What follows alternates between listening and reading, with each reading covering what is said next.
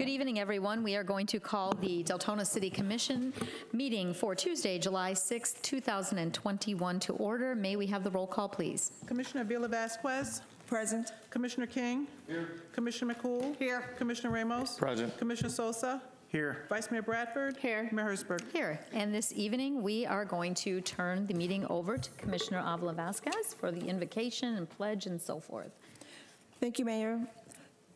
So today we're going to have an invocation. I really didn't have anybody that I invited, but you know, God works in mysterious ways. And so today I met Pastor Virgilio from Iglesia Agape in Orange City, and I have invited him and asked him if he could do the invocation for us today, and he gladly has accepted. And the national anthem is going to be sung by his daughter. So I made out. It'll be Isabel Rios, 18 years old, from Daytona State College. And then we'll do the pledge, so we can all please stand.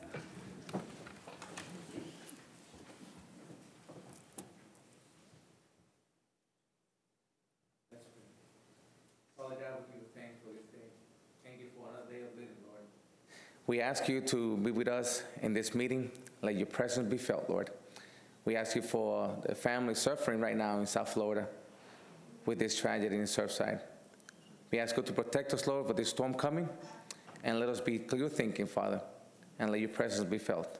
In the name of Jesus, we give you thanks. Amen. Amen. Commissioner King. To the flag of the United States of America, and to the republic for which it stands, one nation under God, indivisible, with liberty and justice for all.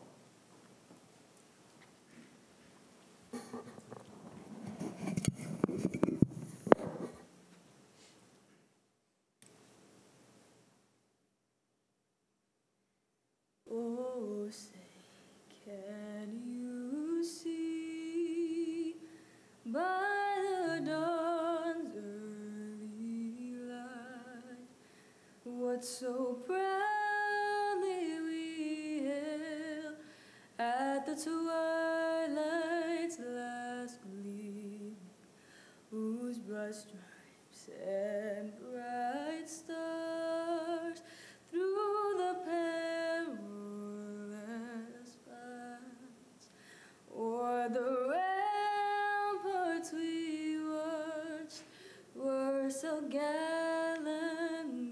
streamed, and the rocket track led the bombs bursting in air gave proof through the night that our flag was still there.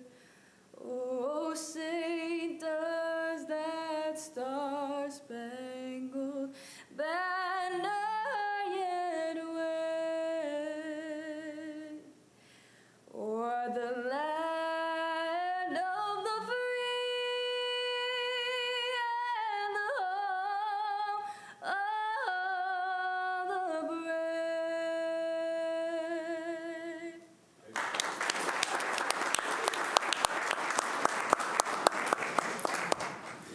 That was amazing. Thank you very much. Thank you. And to begin our meeting today, we're going to start with our business meeting. Commissioner King. Commissioner King, City Manager, Acting City Manager. We'll begin our business meeting, and we have item number 4, approval of minutes in the agenda. We do not have any this evening, so we'll move on to number 5, presentations, awards, and reports, the most fun part of our meeting. So 5A is a presentation by Rocco Anastasio, video communications producer, on a public service announcements for loud noise and fireworks. Caitlin. Hi, Rocco. Hi. Hello, I am not Rocco. I apologize for this. He is switching the cameras behind, so I get to reflect on this later. But for the record, I am Caitlin Foster. I am the internet video producer for the city of Deltona. And I'm here to play and present the 2 PSAs that Rocco put together for our public service announcements on loud noises.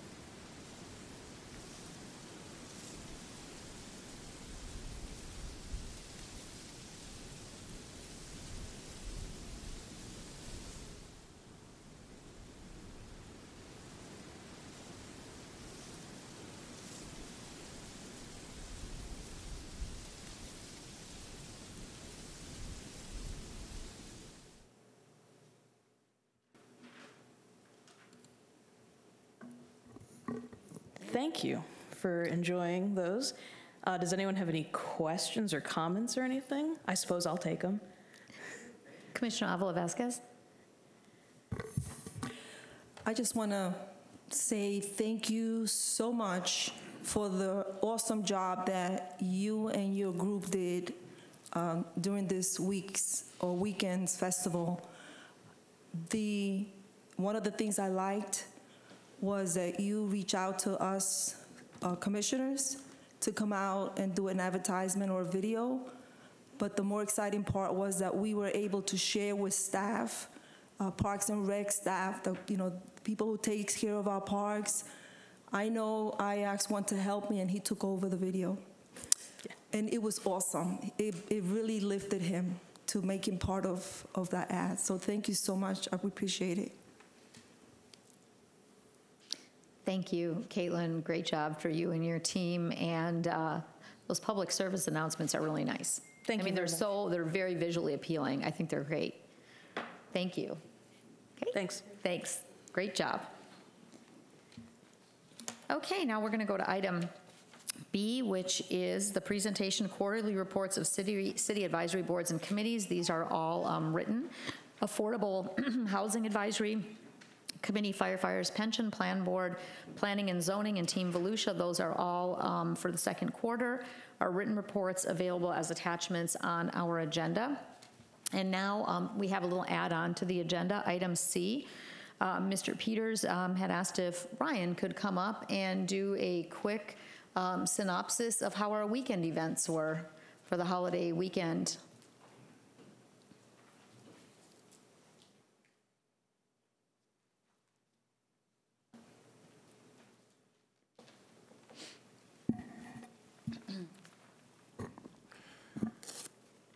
Good evening, Mayor, Commission. First, I just have to say, wow, it was a great event. I thought everyone stepped up, so I want to first give some thanks to, my Parks and Rec staff, the PIO office, the city clerk's office, Public Works, and Deltona Water stepped in. Code compliance had a part. Fire did a great job. Our community development and VSO, and definitely last but not least, Marlene Brown, my executive assistant. She did a great job of putting everything together. Most of the work that was done out there was her on her part. So I want to definitely give her a big shout out for the job well done. Yeah, like I say, the event was great. We were able to generate actually almost $19,000 in revenue just from the carnival alone. That's not vendors. We'll put together a after-action report that'll have all of our expenses and revenues in there that we'll send to the city manager to share with you guys. But that was an awesome event. Expectations were maybe midway, didn't know what to expect with COVID, but the city of Deltona really, turned out and they turned up. One thing I'd like to thank our residents and our visitors that came. We had 0 real incidents at the park for those 4 days. I believe we only had 3 heat-related issues on Sunday, and we had a lost, then found child. For an entire weekend, all those people, that was excellent. So job well done, City of Deltona and its visitors. Commissioners, for the most part, most of you were there. Got to see you. Hopefully you enjoyed yourself. But we're looking to continue this fun and exciting events from the department, and looking to expand all of our events from this point forward. This really demonstrated to us that we can go far and beyond what we've been doing to do much more. And I'm looking forward to that continued teamwork from everybody and really push Deltona forward when it comes to special events, our parks, our grounds, and the way we can behave and cater to visitors that come to our town. So job well done, everybody affiliated with the city. Thank you, Ryan. Vice Mayor? You guys knocked it out of the ballpark. I mean, over my expectations for the first one, you, staff, everybody, that was such teamwork. out there. I can't say there was one department over the other that did anything. You guys were all spectacular. I would say we need to put a caution sign up that says, caution, don't eat candy apples, caramel apples, cotton candy, and what was it? Funnel cakes within an hour, because it will cause severe stomach pain. But it was wonderful, great job. Thank you. Commissioner Avila Vasquez. You know, I haunted you. Every day I was there to tell you what a great job you guys were doing. It was awesome. I've been living in Deltona 21 years, and this is the best event I've seen, and I'm sure it'll get better. I just want to let you know that the water sprinkler thing, people thought it was part of the event. And they welcomed it. Yeah, we planned that. They welcomed it, okay? They thought it was awesome that they were getting cooled down.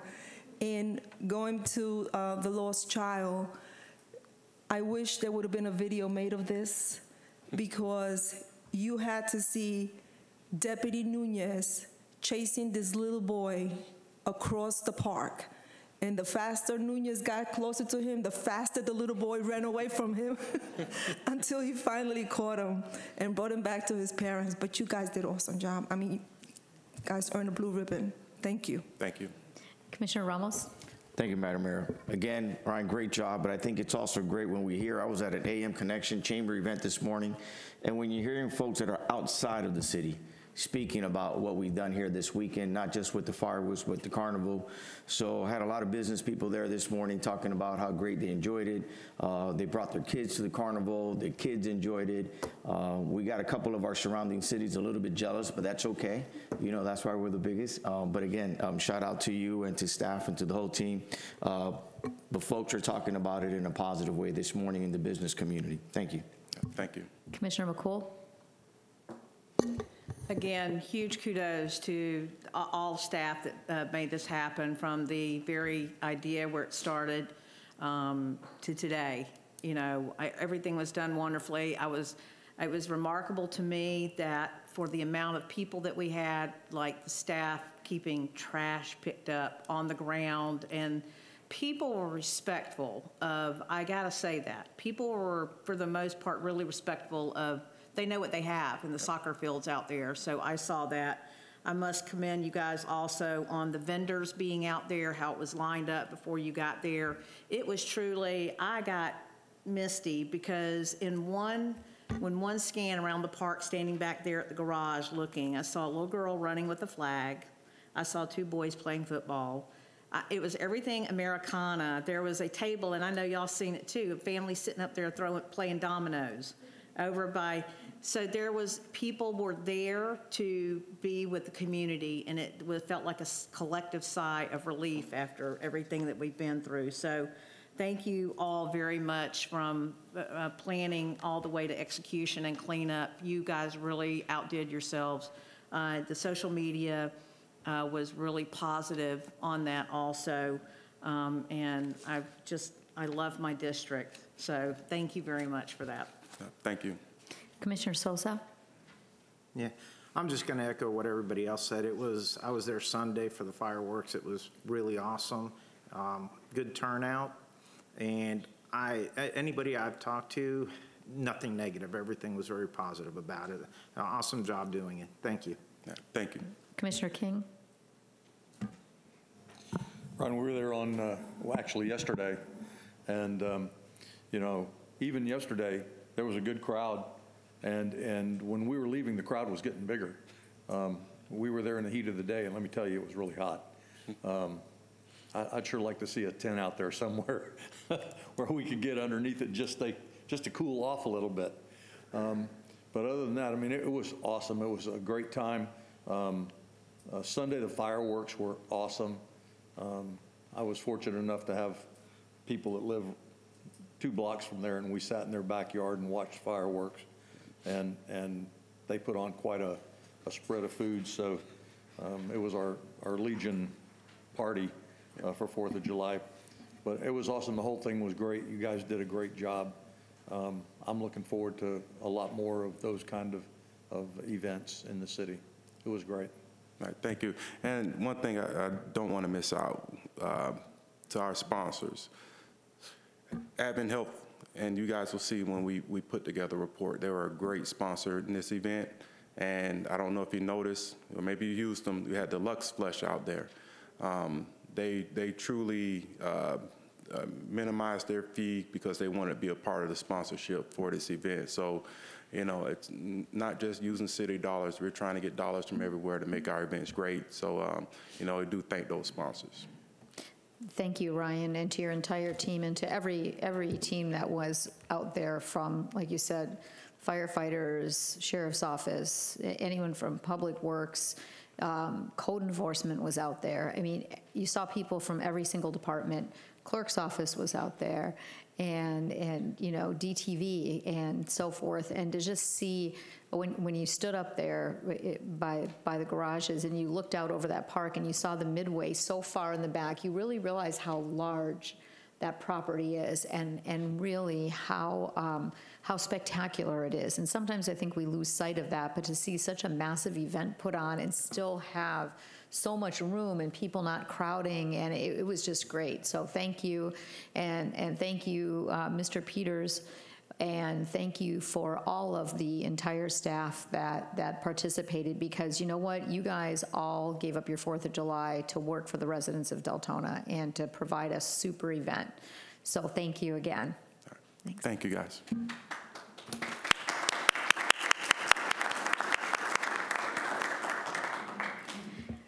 Okay, now that we have all the good stuff out of the way, we'll move on to our business meeting. Item 6, ordinances and public hearings. This evening, we have item A, public hearing, resolution number 2021-33, establishing the tentative proposed millage rate for the levy of ad valorem taxes for the fiscal year 2021-2022.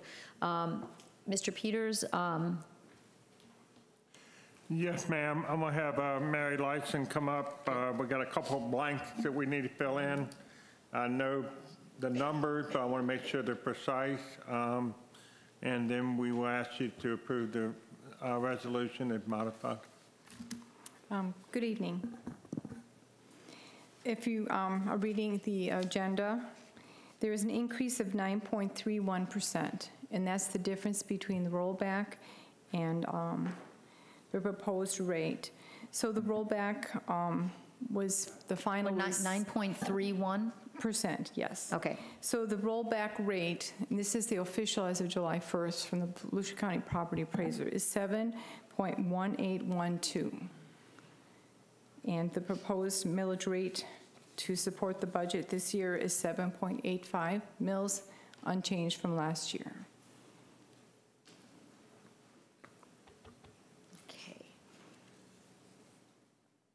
So 9.31 and then 7.1812 is the official rollback from 1st of July, the official Correct. numbers that came in. Okay, thank you.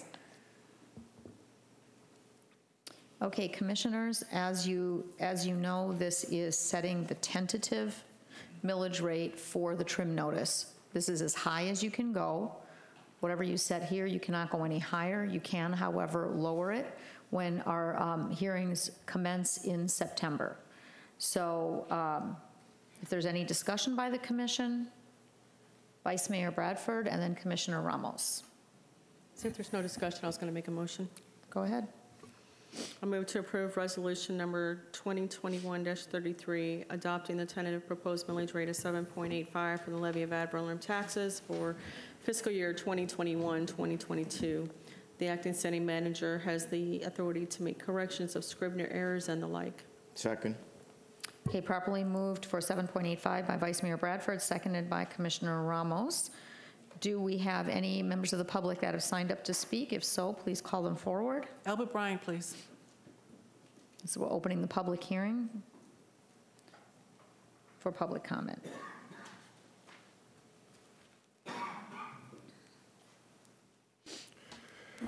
Albert Bryan, Deltona. I understand that this is just a high value, that you're setting a high value, that you can roll it back even further if you like, but it's as high as you can go. What I'm going to ask tonight, I've asked every year for the last 4.5, 5 years. when you get to September, think about everybody out there that is on a set budget, whether it's a veteran, whether it is a senior citizen and or otherwise. I was told not too long ago out in the parking lot that I'm only paying $100 in taxes. But you know what? I've lived here 30 years. And I think I deserve that little bit. Now, the people that move in here right now, I think they deserve what they get paid, that they have to pay. My value of my house is 70 grand. I know that. You know why it's 70 grand? Because it's my house. Because I've been here 30 years. My house was built in 1985. It wasn't built in 2021.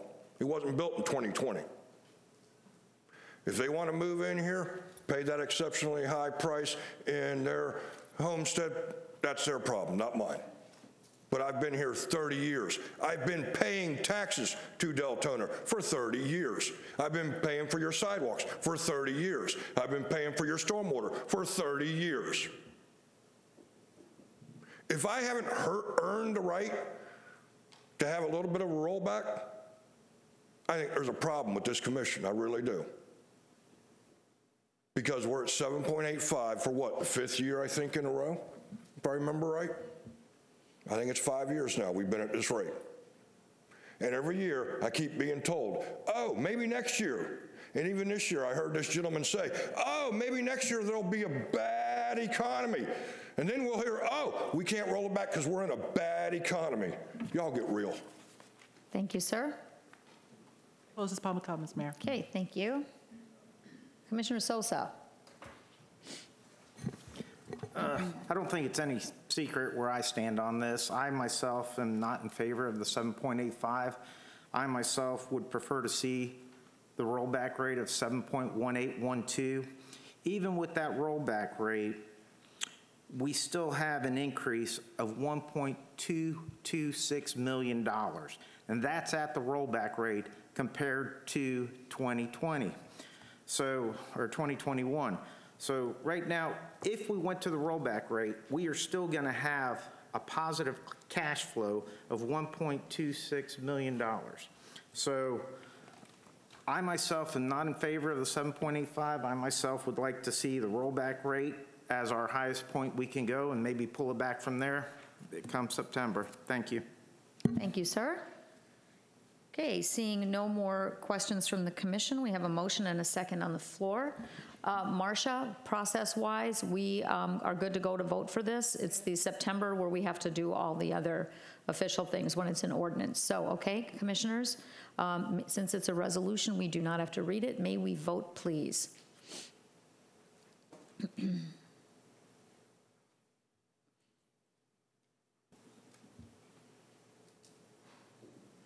And the motion passes 6-1 with Commissioner Sosa dissenting. We'll now move on to the next item on the agenda, public hearing.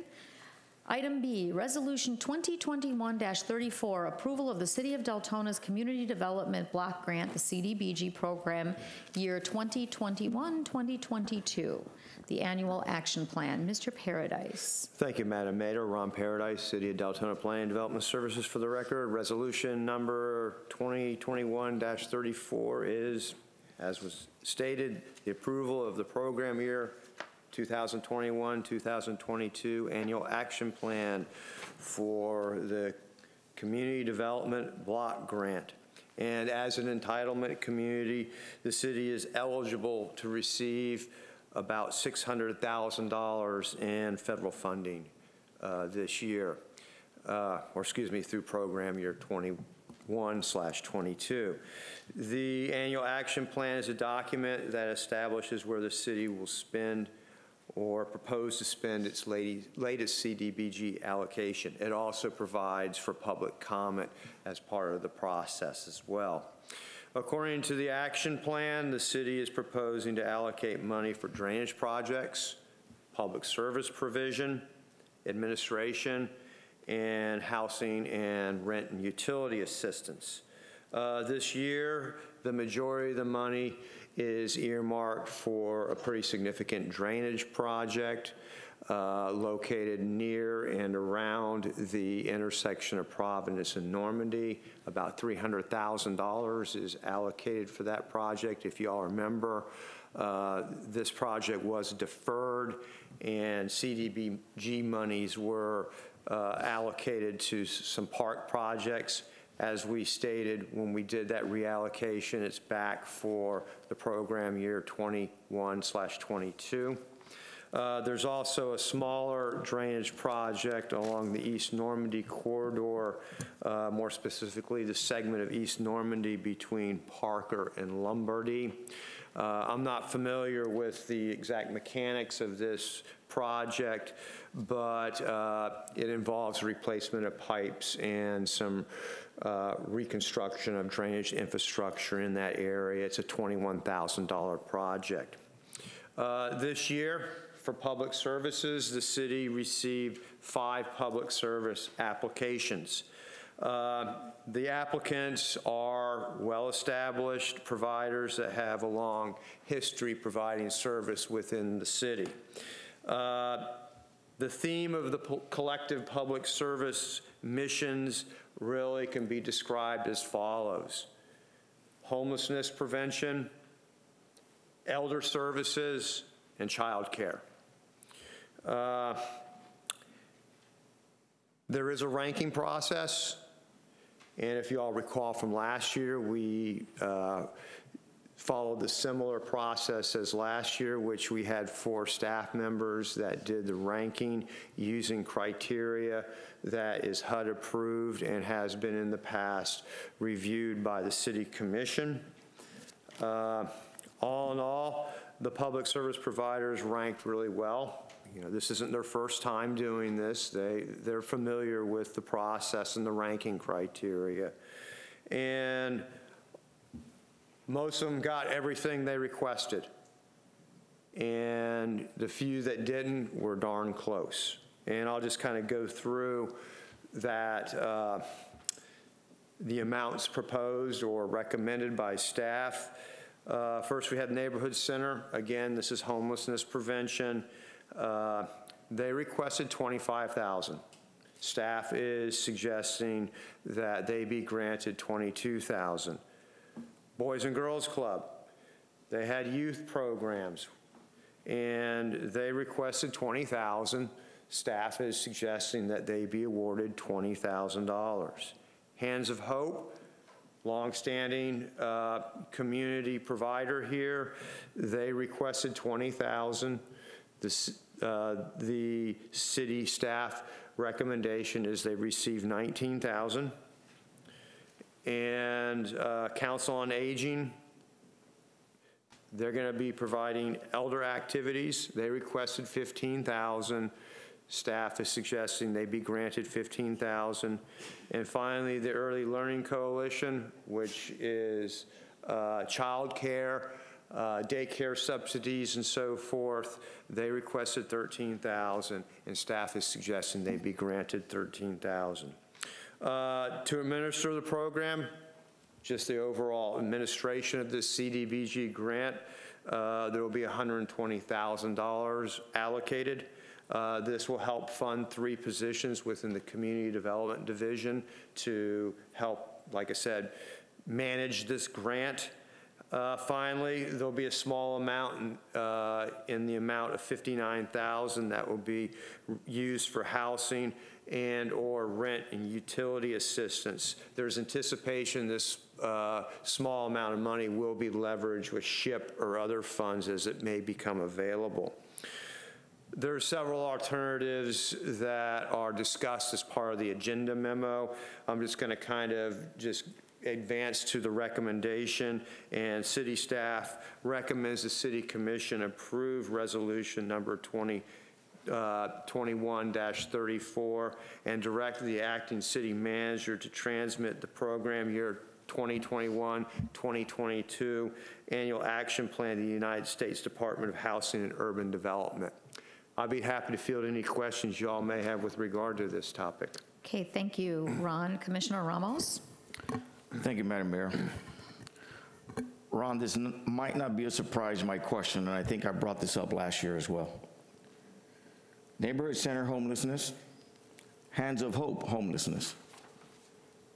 Two established agency, yet the difference of $3,000. One is giving $22,000, the other one is giving $19,000. Wasn't aware of what the request was, but I believe Hands of Hope received last year something between $17,000 to close to $18,000. So I can see the thought process of maybe requesting $20,000. Have we had any problems with, well, let me ask you this. Besides the request, and last year, the response that was given was that the neighborhood center either was more established or had more people working for it. Is that the same route that we're using this year? Yeah, that is what has, guided the ranking, was the fact two situations. One, that you're right, the neighborhood center has greater capacity. They also have bed space available. Question then, have we had any problems with Hands of Hope? We have not had any problems with them administering their allocations of the grants. And Hands of Hope is in the city of Deltona. It is. And most of the time, over 75% of the time, I would dare to say that people are going to go to Hands of Hope before they go to the neighborhood center. It depends on what type of services they require. I understand. But we're duplicating the service in a sense because the neighborhood, so in essence, you're making my point. Why not give Hands of Hope, if not the equal amount? Therefore, they'll take care more of the cities of Deltona in reference to what they do, and the excessive or whatever Hands of Hope does not do, then let the neighborhood center take care of that. So I would like to see, I'm not sure where we're going to find $3,000, whether it's Counseling of Aging or Early Learning Coalition, but I would like to see that $19,000 to be $22,000. To be equal to the neighborhood center, because I think it's unfair, the fact that the neighborhood is more established, according to what I'm hearing, or has more staff, they're being treated differently, but yet we've never had any problems with Hands of Hope. So I'm not sure how my colleagues feel, but I would like to see Hands of Hope to be raised up to $22,000. Thank you, sir. Commissioner Avila Vasquez, and then Vice Mayor. Thank you, Mayor.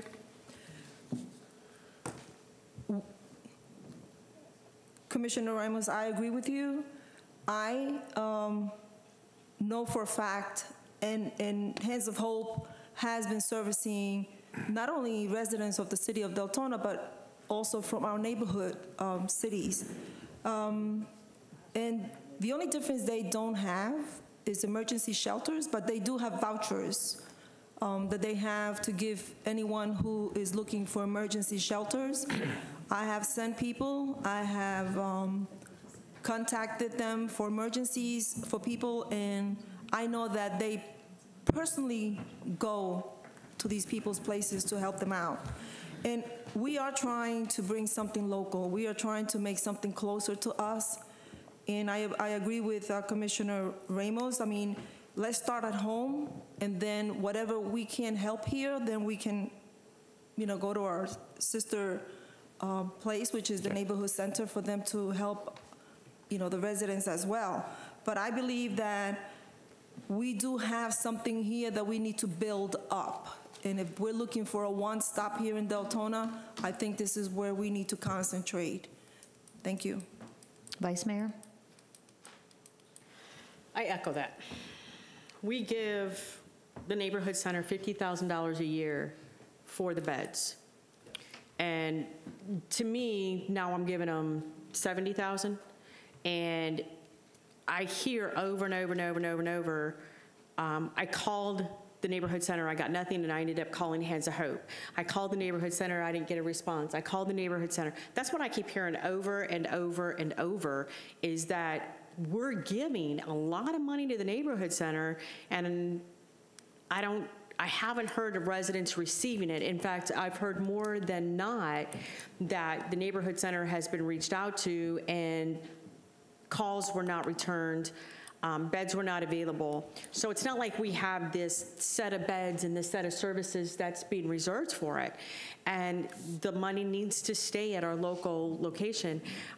One of the main organizations in our city that I'm going to say pulled through during COVID that you've seen religiously was food donations, food drives, sponsorships.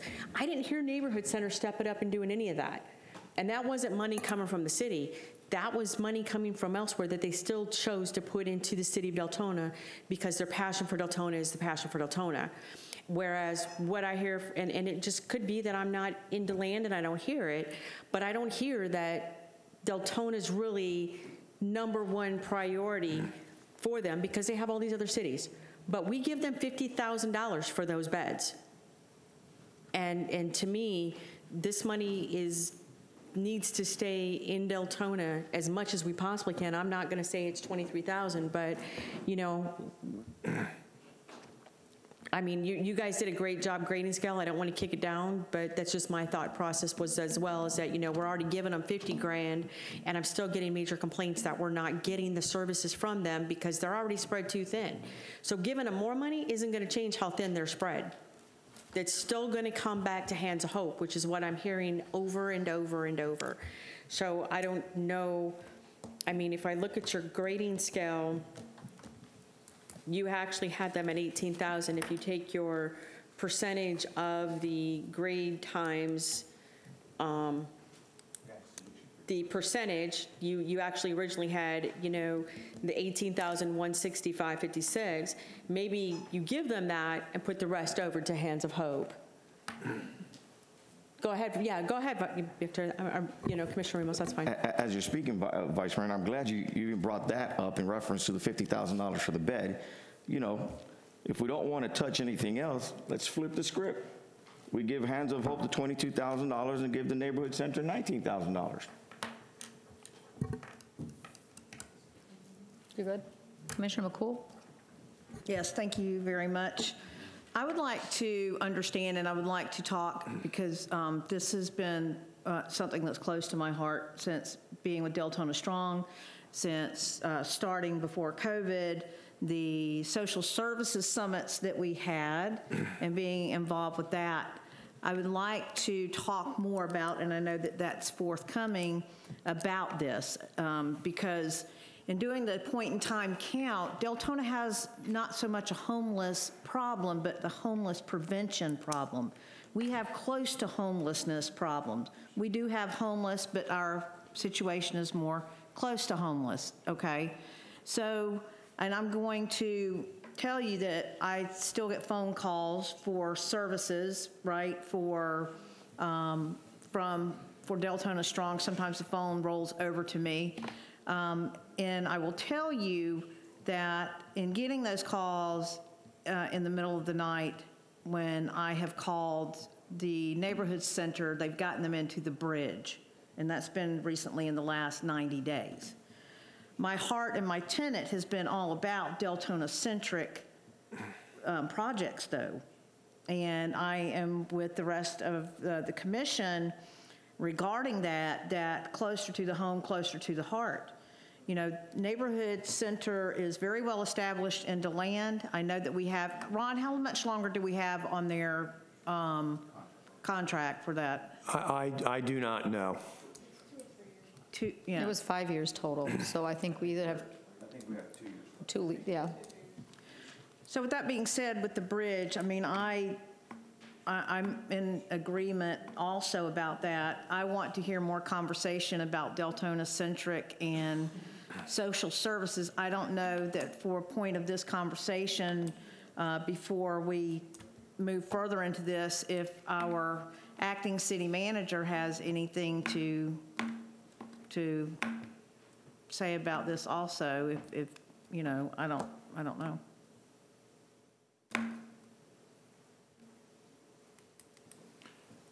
Commissioner McCool, I would just tell you that we have had some substantive discussion with various parties with regard to social services in the future. Unfortunately, we are not at a point right now to make any specific recommendations, but we will hopefully in the near future, have a plan for an overall social service program for the city. Thank you. With that being said, I would not, absolutely, I'm against taking anything out of the Early Learning Coalition. They do a fantastic job. Council on Aging, I'm absolutely against taking anything from them. Boys and Girls Club, certainly not a dime from them either, so I am with my commissioner, honorable commissioner to the left, in saying that we, at minimum, transpose those numbers and give the larger amount to Hands of Hope, because we do work with them boots on the ground, so that's me. Okay, Commissioner Avila Vasquez and then Commissioner King. Thank you, Mayor. I have a question, Ron. Yes, ma'am. All these organizations that we're helping right now, are they all year round? Were they able to provide all these services last year?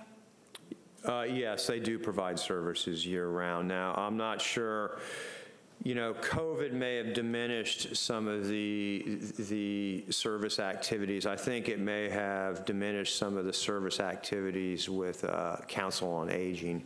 But some of the other, like the Neighborhood Center and Hands of Hope, no, they were very active.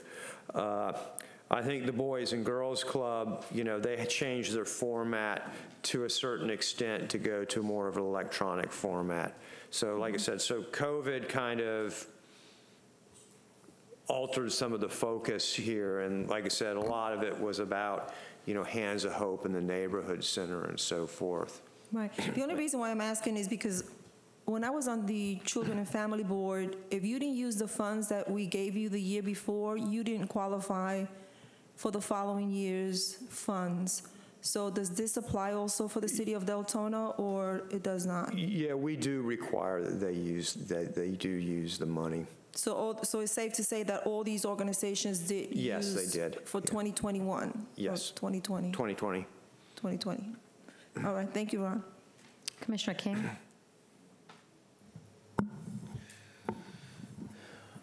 I understand that we want to keep the money in Deltona. I get that. But both these organizations are doing a really wonderful job for us.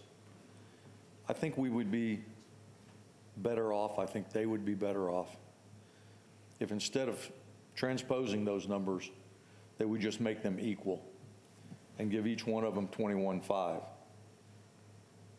That way both of them can continue to work, and we're not looking like we're choosing one over the other, and everybody makes out here. I think that would be a better plan. And of course, we have the same problem every year, and that is that no matter how much money we give to these agencies, it's not enough, and they run out. So let's give them equally a share of the pot so that they can do their best work with what we can give them. Okay, thank you, sir. And Commissioner McCool? I'm sorry, just one last thing. Ron, could you direct us to how do we start thinking about raising the allocation? And when I say raise the allocation, I know that it has to be the percentage, the set percentage that it's at, but how is it that we get to that more of a piece of the pie, right, for these CDBG funds? How do we raise that? The federal government caps the public service allocation at 15%. So what you're seeing here is right at the 15%. You know, it's just one of the many rules and requirements that's associated with this grant funding. The only way is to really work within that $89,000 limit and just kind of reshuffle and reallocate within that limit. Yeah, I understand the allocation percentage, but I'm saying as a whole, I don't remember how that amount is reached to begin with, like how we get that set amount. 15% of It's your total 15% allocation. of 600,000. 15%. So our allocation never is raised, right? It has gone up, yeah. Yeah. That's what I'm asking. How does it go up? What is it that?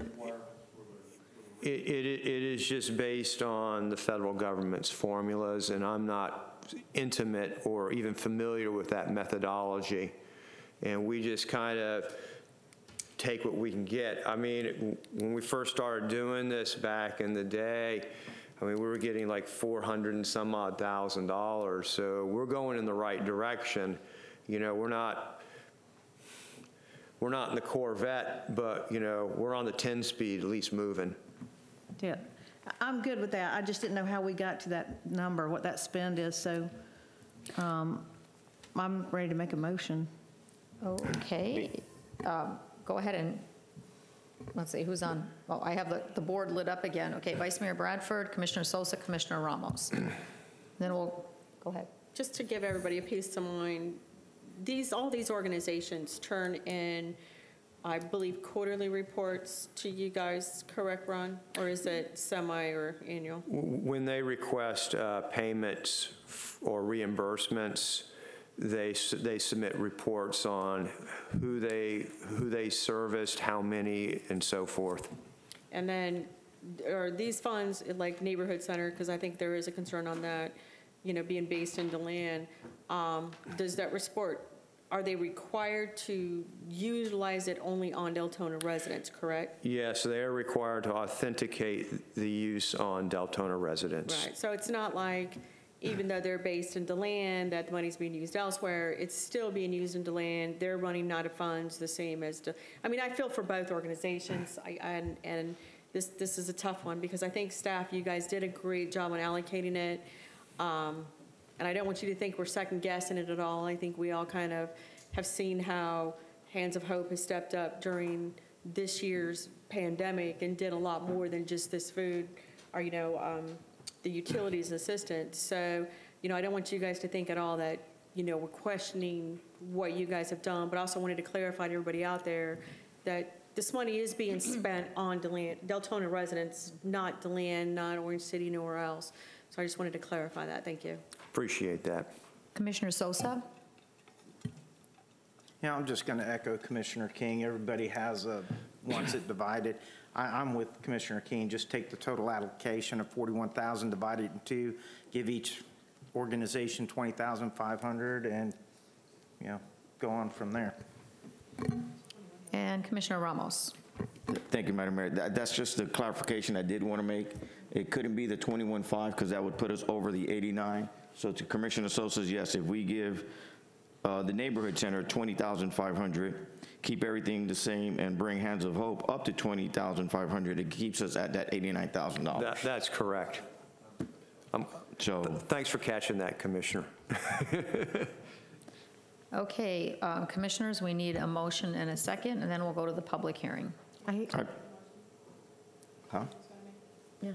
No, go ahead, sir, ma'am.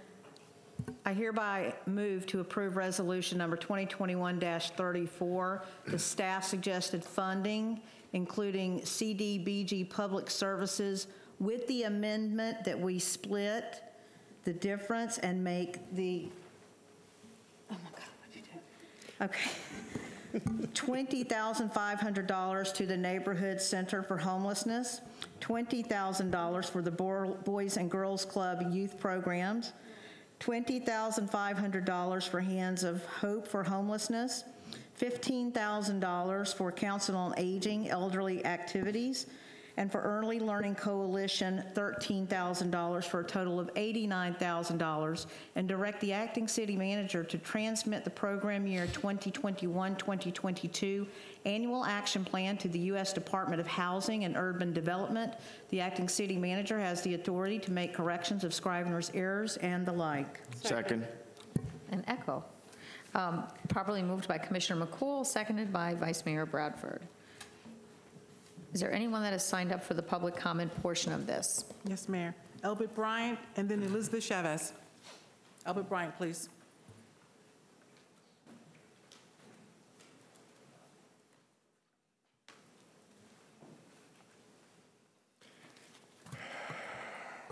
Albert Bryan, Deltona. Oh, me oh my. Where do I start? Well, we'll start where it's logical. Neighborhood center, let's see here. Last I heard, They actually came here one year and said they couldn't guarantee any beds to Deltona. That's interesting. That they actually came here in person and said they couldn't guarantee any service to our citizens. And yet, like Mrs. Bradford said, we're giving them $50,000 to build a place. We're giving them $20,000 at least for the past few years that I know of. And yet, there's no real paper trail when we've asked for a true paper trail when we've asked for it. Matter of fact, what I was told is they don't really generate a paper trail, which I find interesting. What I was told is they generate a paper trail for Volusia County, and it doesn't separate out the cities. I find that interesting. I really do. Now, I also thought that everybody's proposal for this was interesting as well. Because personally, I would cut the neighborhood center down to $10,000. And I'll tell you why. Because there's no guarantee that people in Deltona actually want to go down to DeLand, to that center, or have the ability to. It worries me when we're taking money that's given to us here in this city and we send it to another city. That sets a precedent, and we've said it over and over and over and over again. We talk about social services here in our city, and yet we're giving money to another city to run our social services. Is that really logical? The definition of stupidity is doing the same thing over and over and over again, expecting different results. Maybe that does apply here. Thank you, sir. Elizabeth Chavez, please.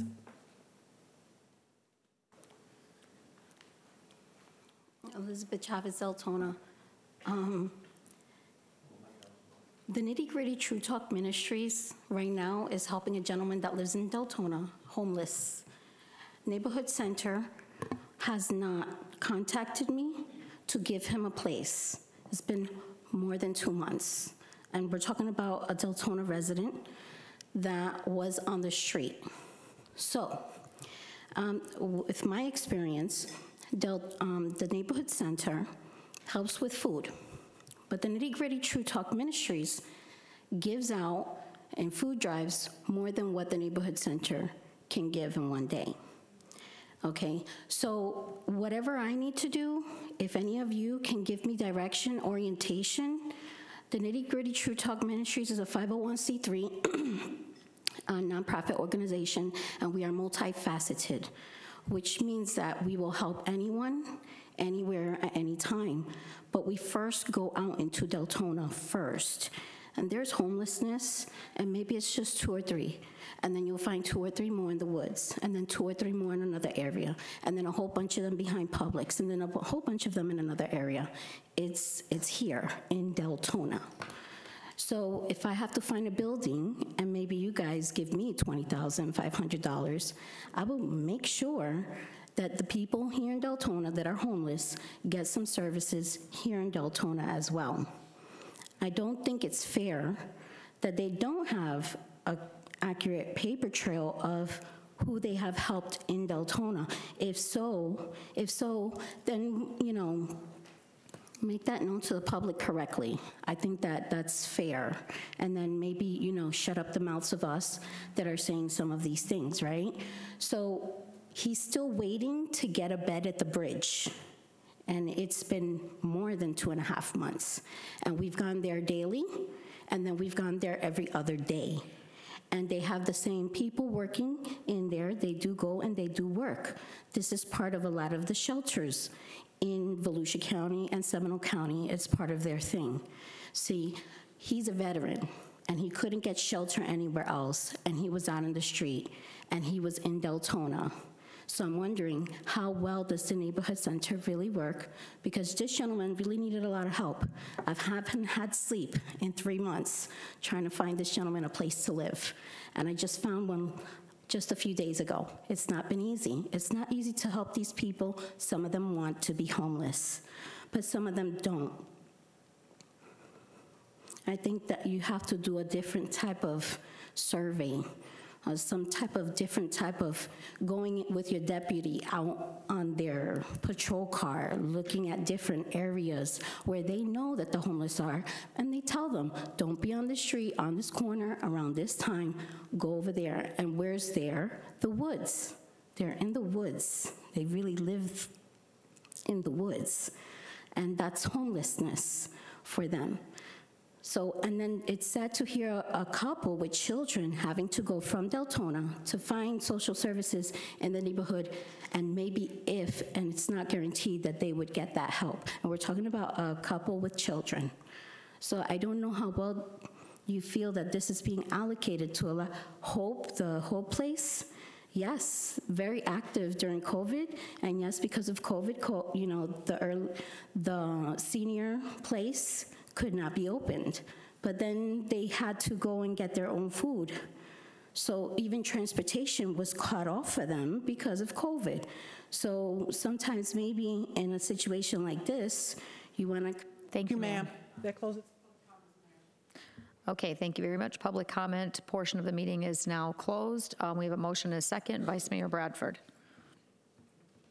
Ron, sorry.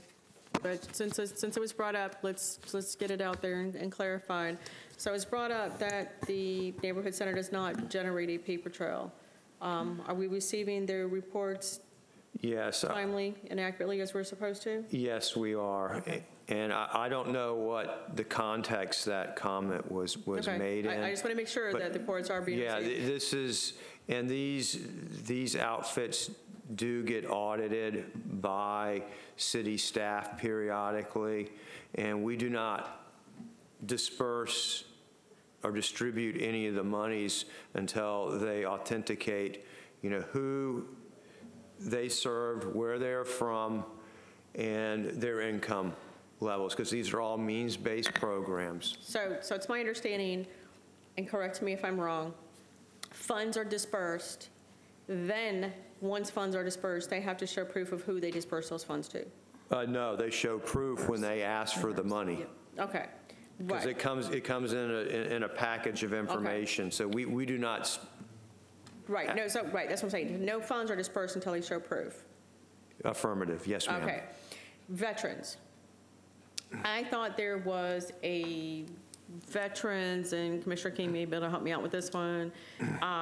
I thought when it came to there was a number specifically made for veterans to call. It came up at one of our summits, that if there was a veteran homeless, that there is a specific number to call, and they are supposed to be a priority. It's my understanding that is correct. So can we somehow work with her to get that information and see if we can't, you know, assist this veteran? Is there any way that you can maybe, I don't know, Mr. Peters, if there's a way that, you know, they can correspond to get that information so that they have it for the veterans? I don't want to be here directing staff. I'm just trying to say, what can we do to help her get the correct information is what I'm asking. Thank you. If she can give the information to the clerk's office, then Mr. Peters can maybe go ahead and do that. Commissioner McCool? Yeah, and just to clarify, can you give me, Mr. Paradise, or give us the elevator speech real quick about HMIS, because these entities are also required to have HMIS, and could you briefly explain what that is? Because we work with that. We've worked with that extensively doing these allocations. Yeah, Homeless Management Information Systems is a network or a database that especially these homelessness type of providers or service providers use to ensure that there's no double dipping of service provision or anything like that. And really part of the goal of the HMIS and this tracking is to ensure that these programs are, how should I say, performance-based, where they help people out of homelessness, not help people necessarily stay in it. And I just wanted to clarify that, because in working with also with Early Learning Coalition, they have that. So the funds that we're using with them, and I know with the homeless services, are all have the ability to tap in, and they must enter those services into HMIS to prevent duplication of services, so that the dollars, and this is not to prevent someone from getting help, these is to prevent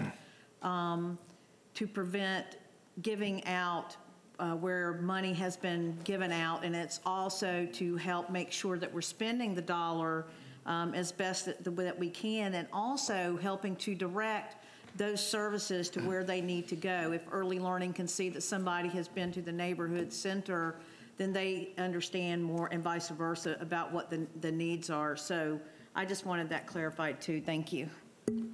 Okay, Commissioners, we have a motion and a second on the floor, and I just would like to go ahead and make 2 comments concerning homelessness. Every year there's a point in time count done in all the municipalities.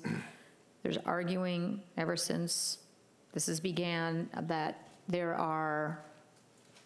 people are not counted properly. It depends on weather, it depends on all these factors. That's true. But a point in time count is done every single year. The HMIS tracking system, as Commissioner McCool said, was on my list as well. When you have government money, state funds, federal funds, it goes down to the county, and then it goes to communities. And there is a tracking system there. And if you don't track it, you're not going to get it. If you cannot properly track, and these things are audited, like you said, Ron. I just want to also say that in your report, Ron, you have in there that last year during COVID, the neighborhood center was able to, in 3 months' time, distribute $19,000 in rental assistance and utility assistance, the COVID funding, and the Hands of Hope in that same period of time was able to distribute $25,000. So we were able to use both of those agencies to go ahead and help to distribute some of the COVID funding. The last thing that I want to say is when you look at the $89,000, as you already brought up, Vice Mayor, we, out of our general fund, because all of this money is CDBG money, SHIP money, all those things are money from an outside source. And that's why you have very strict reporting guidelines on that. And Volusia County does too. And I know that, correct me if I'm wrong, you work closely with Volusia County to make sure there's not a lot of double dipping going on. Yeah, we especially during the CARES Act. Oh, yeah.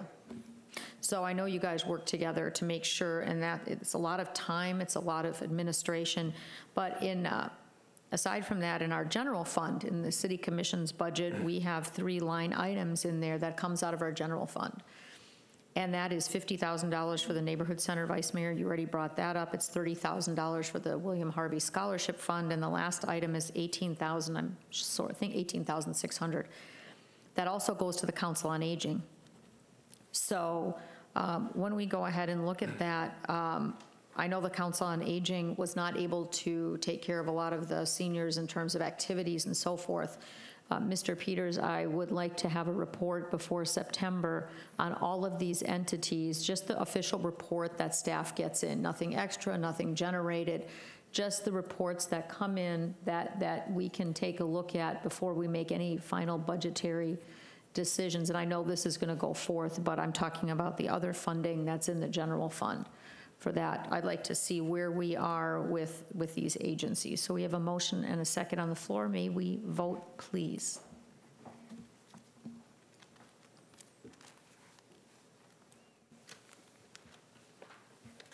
And the motion passes 7-0. Now we'll go on to 7, old business. 7A is a request for approval of changes to the Deltona Economic Development Advisory bylaws. Mr. Jerry Mays.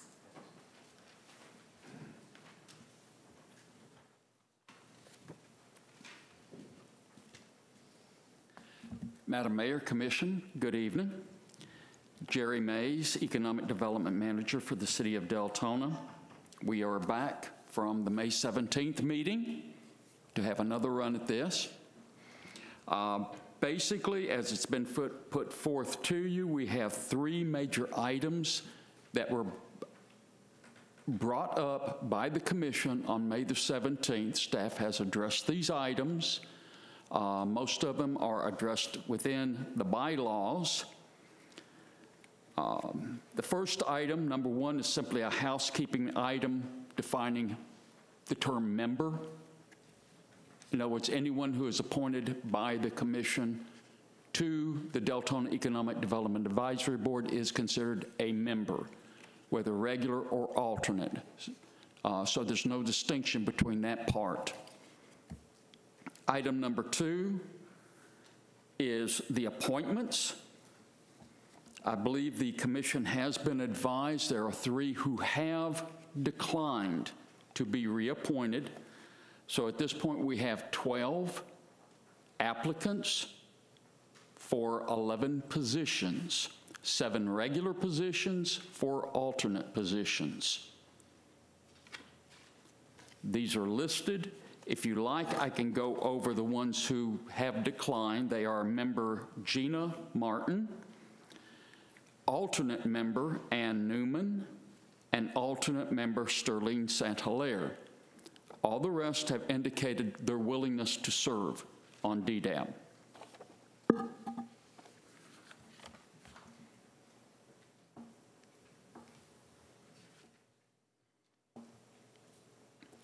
Okay, commissioners, do you have any questions for this item, which is approving the DDAB bylaws?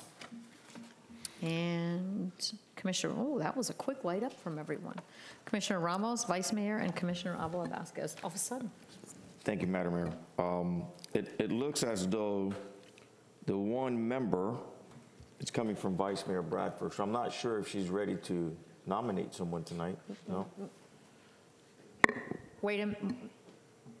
We have to approve the changes to the bylaws first. Oh. So that's where we are right now, not. I make a motion to approve changes to the bylaws. Okay. Second. Okay, motion made by Commissioner Ramos, seconded by Commissioner King to approve the DDAB Advisory Board bylaws.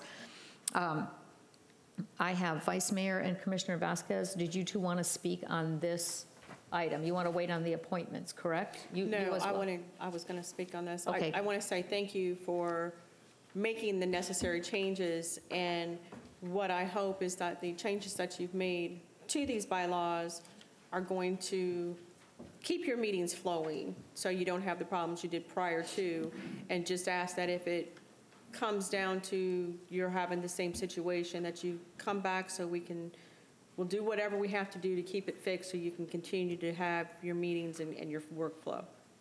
Thank you, Vice Mayor. While I'll accept that appreciation, I would like to express my appreciation to Joyce Rafferty, who carried the major structuring of these bylaw changes.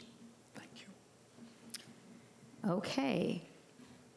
We have a motion and a second. Is there anyone signed up for public comment on this item? Mayor. Okay, then we'll go ahead and close the public comment portion of this item, and may we vote, please? This is on the bylaw changes. And the motion passes 7-0. Now we'll go ahead and move on to item B, which is the consideration of appointments or reappointments of 7 members and up to 4 alternate members to the Economic Development Advisory Board. So, Mr. Mays, as you just said, the resignations are from Commissioner Bradford, correct? And then the alternates. So, everyone else wishes to be reappointed? Everyone else indicated they would like to serve. Okay, I'm going to go ahead and read these out just for verification. Tanya Boggs is Commissioner King's appointment, and she would like to be reappointed. Eric Alexander, that was Commissioner Nobick, so that would be a District 6. Commissioner Sosa, that would be your appointment. Glenn Woodley for the mayor. Commissioner Bradford has the open seat. Commissioner Avila Vasquez, Jean Armstrong. District 4 is Edward Elliott. That was appointed by Commissioner McFall. That would be you, Commissioner McCool. And then Rafael Ramirez would be Commissioner Ramos. And then the alternates, aside from the two, we have Roy L. Brady III and Elizabeth Chavez that want to be reappointed. So, Commissioners, it is your will how you wish to do this.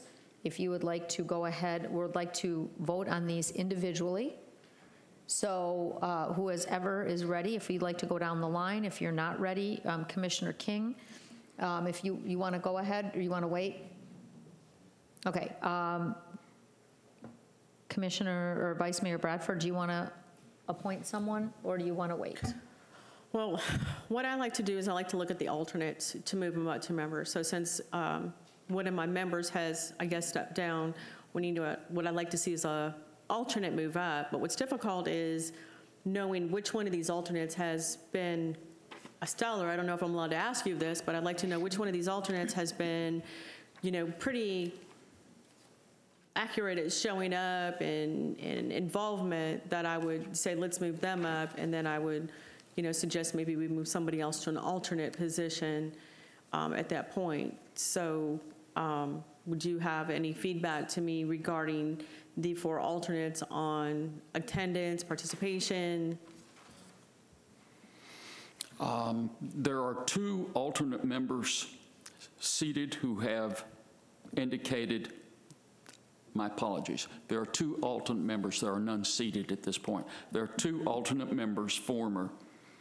I believe the bylaws state that your appointment does not have to come from your district. It can come from the city, Right. so we're okay there. Right, so that would leave Chavez and Brady, correct? Because from what I'm reading. That is correct. Okay, yeah, Hilaire and Newman are. Elizabeth Chavez has attended more meetings, attempted to attend more meetings, okay, than Mr. Brady. But Mr. Brady has been active, but in all truth, Elizabeth Chavez has attempted to and attended more meetings as to the 2 alternates. Okay. Thank you. Then I'd like to. Do you want to make a motion or do you want to see if, the reason I'm saying this is because if there are any people that want to be appointed and a commissioner decides not to appoint that person, then there will be someone that is already on the board that's going to be tossed off. So, how do you want to wait and see? For you have an open seat, and you're basically the only one with an open seat. So do you want to wait, or do you want to and see if what everybody else is going to do, if they're going to reappoint, or would you rather? Yeah, we can wait and see what they're going to do. All right, commissioners, if any one of you are ready to reappoint Commissioner Sosa, yes, sir. I'm actually looking at a different person for that appointment, so when I need to, can I go ahead and make? You can go ahead and do it right now.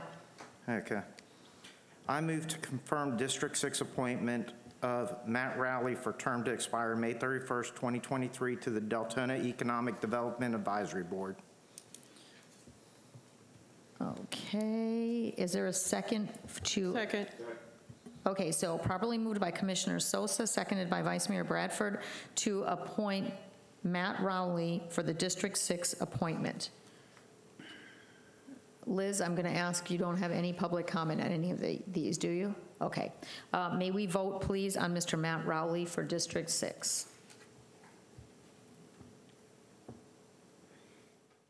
And the motion passes 7-0. Okay, and that would mean that Mr. Alexander is no longer on that seat. So then, Madam Mayor? yes. Would that then move Mr. Alexander down to the potential appointments? Yes. Okay. Yes. Should. Yes, because he wants to be appointed, yes. So then we have, is there anyone else that wants to reappoint who is on there? I'm ready. Okay, sir. I move to confirm District 5 appointee I move to confirm District 5 reappointment of Rafael Ramirez for the term to expire on May 31st, 2023 to Deltona Economic Development Advisory Board. Is there a second? Second. Okay, properly moved by Commissioner Ramos, second by the Vice Mayor for Rafael Ramirez for the District 5 appointment. May we vote, please?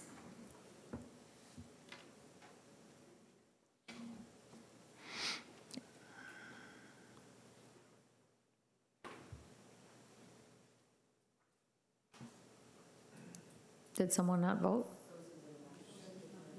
Oh, I'm sorry. Okay, motion passes 6-0. So we have so far for Mr. Ramirez for District 5 and Mr. Rowley for District 6. So Commissioner Vasquez. Thank you, Mayor. Okay, I move to reappoint Gene Armstrong of,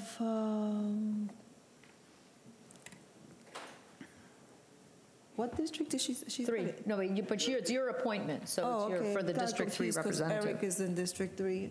All right, Gene Armstrong for District 3 for a term to expire on May 31st, 2023 to the Deltona Economic Development Advisory Board. Is there a second? Second. Okay, properly moved by Commissioner Avila Vasquez, seconded by Vice Mayor Bradford to reappoint Gene Armstrong for the District 3 representative for DDAB. May we vote, please?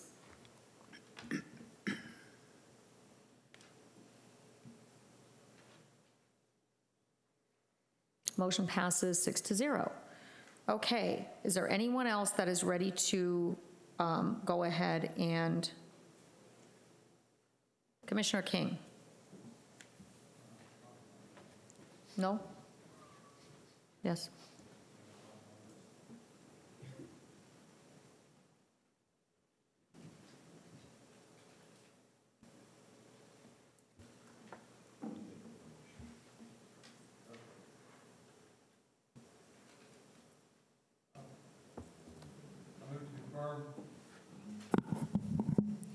District 1's appointment of Tanya Boggs for the term to expire on May 31st, 2023 on the Deltona Economic Development Board Advisory Board. Okay, properly moved by Commissioner King, seconded by Vice Mayor Ramos to reappoint Tanya Boggs for the District 1 representative. Any member of the public on that? No? May we vote, please? Motion passes 7-0. Okay, I will go ahead and do mine. I would like to reappoint Glenn Woodley to the mayor's position for the DDAB Advisory Board. Second. Okay, properly moved by the mayor, if that's allowed, and seconded by the vice mayor, or former vice mayor, Commissioner Ramos. Marcia, should we do that? I should pass the gavel. Is it okay? Okay. All right, may we vote, please, for Mr. Glenn Woodley's reappointment for the at-large seat. Motion passes 7-0. Okay, so we have District 1 is done, District 3 is done, District 5 is done, District 6 is done, and so we have, and at-large seat is done, so we have District 2 and District 4. So Vice Mayor Bradford and Commissioner McCool, do either one of you have an appointment that you would like to do? And then we will move on to the alternates. Yeah, I will move to put Elizabeth Chavez for a term to expire on May 31st, 2023 as a member for District 2. Is there a second? Second. Okay, properly moved by Vice Mayor Bradford, seconded by Commissioner McCool for Elizabeth Chavez for the District 2 representative. Anyone from the public, Liz? No? Close the public portion. May we vote, please? And the motion passes 7-0. So now we are down to Commissioner McCool for District 4. And Mr. Mays, I'm sorry, I was trying to keep up. it is my understanding that I can appoint an alternate to this position. Yes, I can move an alternate up. We are now doing regular members, then there will be an appointment of 4 alternate members. But I can move an alternate up to member, correct? Yes, absolutely. Okay. I move to confirm District 4's appointment to Roy Brady for a term to expire May 31st, 2023. Okay, is there a second? Second. Properly moved by Commissioner McCool, seconded by Vice Mayor Bradford for Mr. Roy Brady for the District 4 DDAB representative. Nobody from the public. We will now go ahead and may we vote, please? Okay, the motion passes 7-0. So let's go ahead and make sure we have this clear right now. District 1 representatives, reappointment of Tanya Boggs. District 2 representative is going to be Elizabeth Chavez, moved up for an alternate. District 3 is reappointment of Jean Armstrong. District 4 is alternate, moved up Roy Brady. District 5, reappointment of Rafael Ramirez. District 6 is appointment of Matt Rowley, and the at-large is the reappointment of Mr. Glenn Woodley. So that leaves Mr. Eric Alexander is off the board and will be considered as an alternate. And if we look at our... Do we need to appoint him, ma'am? Yes, we need to go ahead. So we have Eric Alexander, Edward Elliott,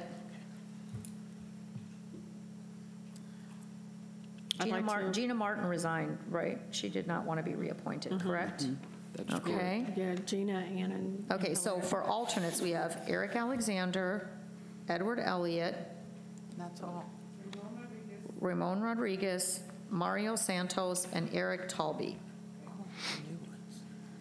So we need how many alternates, sir? 4 alternates, Madam Mayor. So we have Mr. Eric Alexander, Mr. Edward Elliott, that's 2. Then we have Ramon Rodriguez, Mario, so we have 5 people to choose, 4 alternates. So commissioners, if you have someone that you would like to appoint, Vice Mayor, you are on the board. No, I was going to appoint Eric Alexander as an alternate member. Okay. There's properly moved by Vice Mayor Bradford and seconded by Commissioner Ramos to appoint Eric Alexander as an alternate.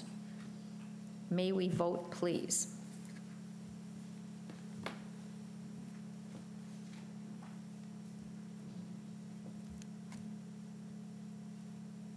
Motion passes 7-0. Commissioner Vasquez. Mayor, I would like to appoint Raymond Rodriguez as an alternate. Okay, is there a second? Okay. Motion by Commissioner Alva Vasquez, seconded by Commissioner Ramos for Ramon Rodriguez as an alternate. May we vote, please? Okay, motion passes 7-0. So Commissioner McCool. Madam Mayor, I would like to make a motion to have Edward Elliott as an alternate. Is there a second? Properly moved by Commissioner McCool, seconded by Vice Mayor Bradford for member Edward Elliott to be now moved down to an alternate. And may we vote, please? And that was quick. Motion passes 7-0. So we need one more alternate, ladies and gentlemen. And you have your choice of Mario Santos or Eric Talby. Either. Commissioner Vasquez?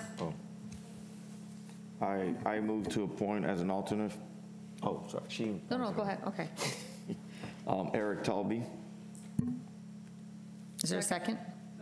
Okay, properly moved by Commissioner Ramos, seconded by Vice Mayor Bradford for Eric Talby as an alternate. May we vote, please?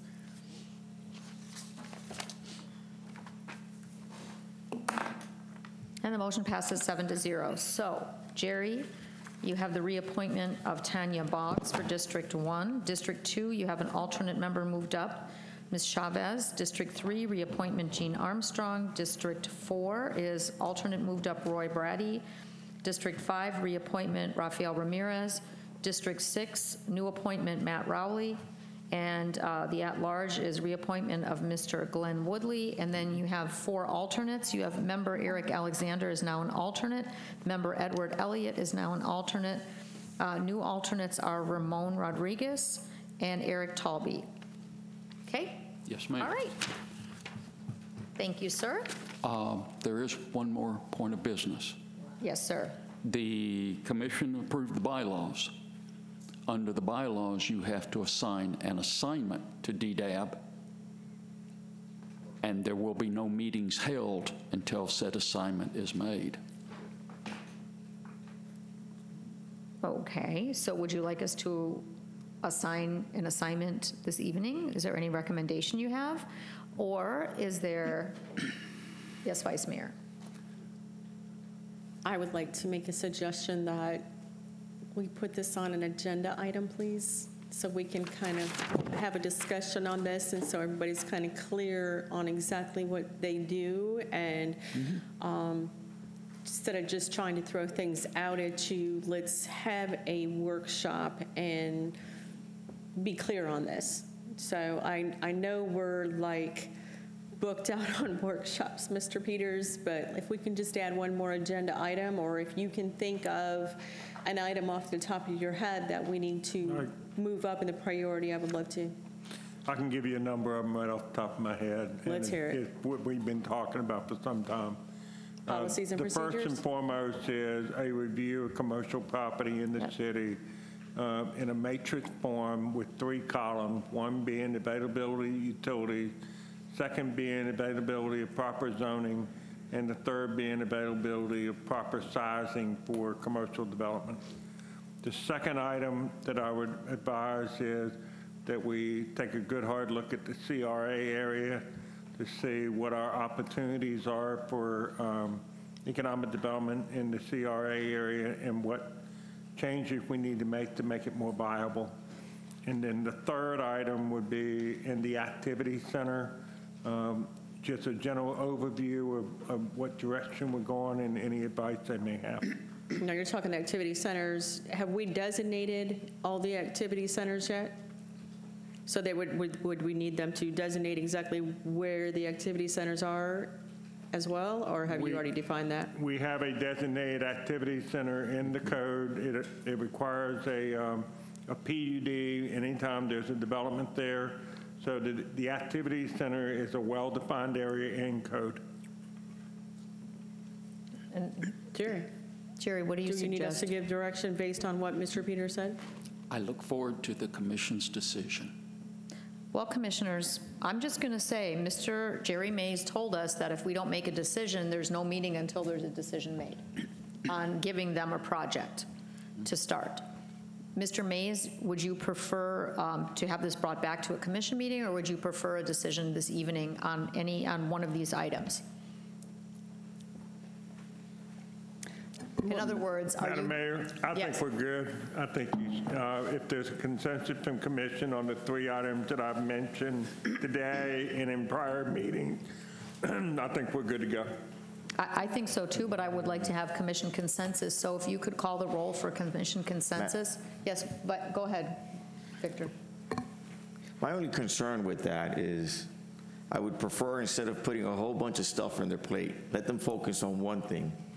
Let them complete that task, come back, get the other task, because if not, we're going to give them, I'm not sure how Jerry feels, but that's just my opinion. I think these are 3 very good points. Big ones. Let's just give them one task. Let them focus on that, because sometimes we give too much and we're just going to be scattered. That's just my opinion. Commissioner Vasquez? Thank you, Mayor. So having said that, and having been pushing this project since I was elected almost 3 years ago, with seeing very little move into it, I would like to make the project the CRA project, to be one that to be worked on. And maybe, hopefully, God willing, we can find an ending to it to get it finalized. Okay, thank you, Commissioner. Vice Mayor? Yeah, and I was going to throw out there, I think it's important, because I know we've been discussing this for years up here.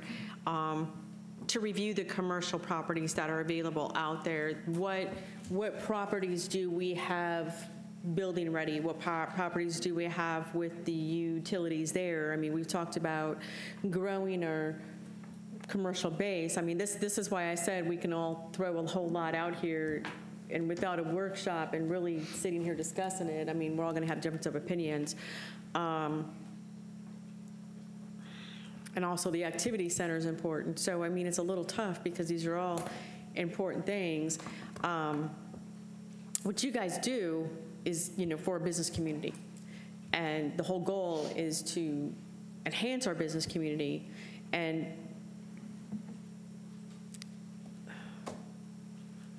I think in order for us to enhance our business community, we need to know what properties are available. So to me, it's almost like a starting point is to know what properties are available, but I mean, that's just a personal opinion as well. Okay, Commissioner Vasquez and Commissioner Sosa. Yes, thank you, Mayor. We were instructed to give Jerry a project, and we gave him a project, and now we are throwing 2, 3, 4, 5, 6 more projects on top of the one project we were instructed to give him. So, continuing this way, we're never going to get anything done. If we're going to give him a project, let's stick to that project, let it get done, and then go to the second project. Commissioner Sosa?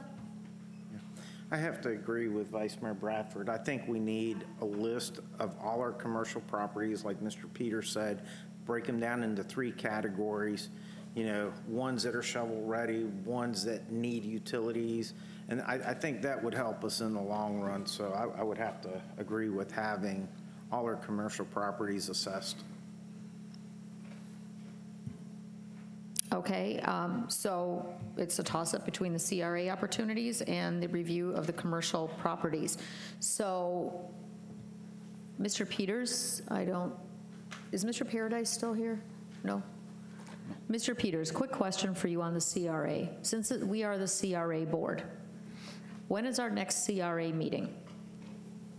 Has that been scheduled yet? Because we'd like to have an update on where we are with the CRA and the projects in the CRA right now that are continuing. We will be coming back to the CRA board pretty soon because we have a proposal for the engineering of providing sanitary sewer in the CRA to open up some of the property.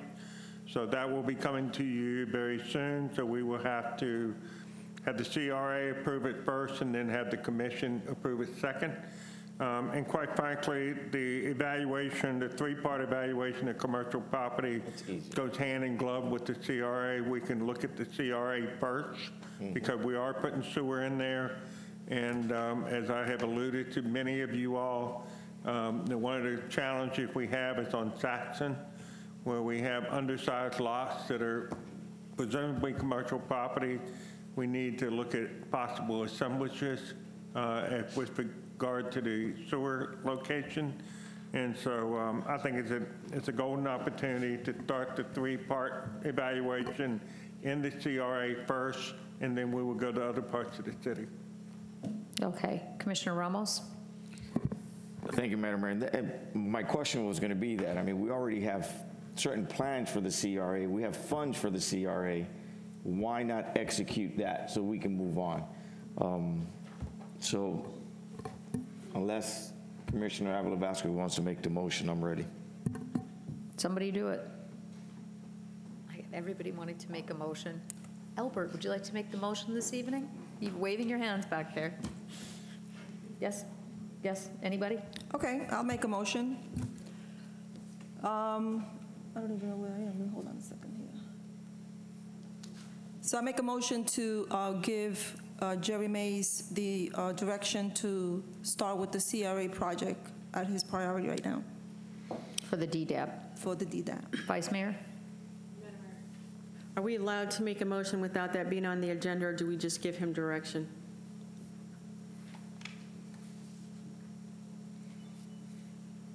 Does it have to be a motion, or should it just be direction? I just think it can be consensus direction. Right, because technically they're going to say we didn't have this on the agenda item and it wasn't posted, so shouldn't it just be direction to him on which item? Okay. Commissioner Avila Vasquez, you are then asking for direction for, we're going to get a consensus for, you're good with that for what you Yes, say in I your am, ma'am. motion? Okay, consensus, please call the roll for beginning in the CRA and then going on to the three-part review of all properties. So, Commissioner Avila Vasquez? Yes. Commissioner King? Yes. Commissioner McCool? Yes. Commissioner Ramos? Yes. Commissioner Sosa? Yes. Vice Mayor Bradford? Yes. Mayor Hersberg? yes, so you have your direction, sir. Thank you very much. And you have your board, and we look forward to your report. Thank you, Madam Mayor. Thank you, Commission. Thank you, sir. Okay, we'll move on to item 8, new business, discussion of the city manager's evaluation. City manager. I have reviewed the evaluations. I think they're fair. Should be noted that the average last time was 3.71. The average this time is 4.05. So I appear to be making an upward progress.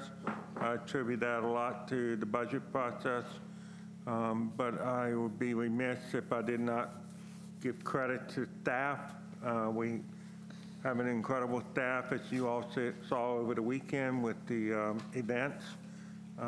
Ryan would tell you that it was a team effort between many departments. And we do have some very incredible people with the city, and I benefit mightily from it.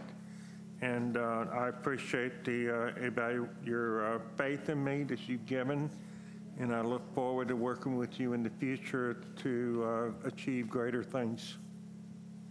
Okay, thank you, sir. Any comments? Liz, any public comment on this item? It's just discussion? No, ma'am. Okay. And I don't see anyone on the board, so we can move on to the next item, which is the public forum. Is there anyone from the public that has requested to speak?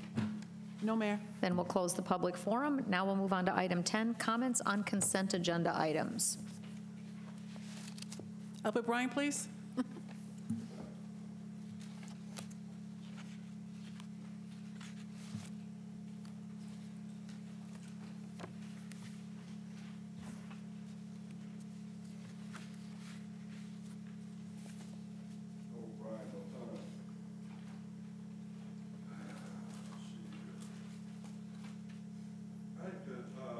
Somewhere along the line,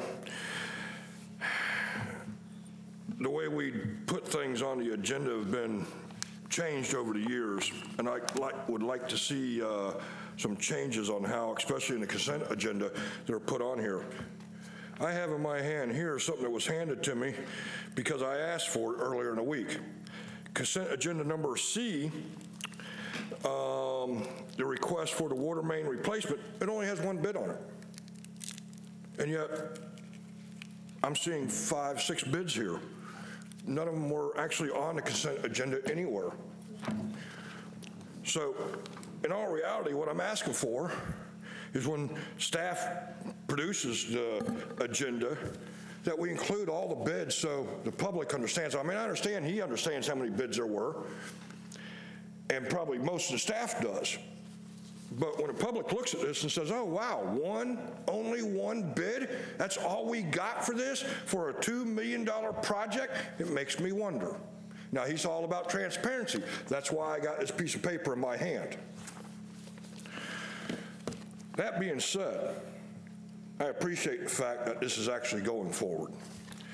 I think it's about time that we started replacing a lot of our infrastructure that's pretty old. Appreciate it. Thank you, sir. Okay, thank you. So we'll go ahead and move on to the consent agenda. So we have consent agenda item 11A, request for approval of resolution number 2021-32, authorizing the city to join as a participant in the MOU and formal agreements implementing a unified plan regarding the opioid litigation. Item B, request for approval of resolution 2021-37, and budget amendment to provide funding for the Parks Master Plan as part of the national accreditation process for the Parks Department. Item C, request for approval to award bid number PW 2021-02, opened on May 25th, 2021, to General Underground LLC for the Group 1 water main replacements RE bid project in the amount of $2,415,191. And I have Commissioner Ramos and Vice Mayor Bradford on the board. Thank you, Madam Mayor. I'm just ready to make a motion. I'm not sure. Did you want to pull anything? Okay. Okay. I so far make a motion to approve consent agenda item A, B, and C. Second.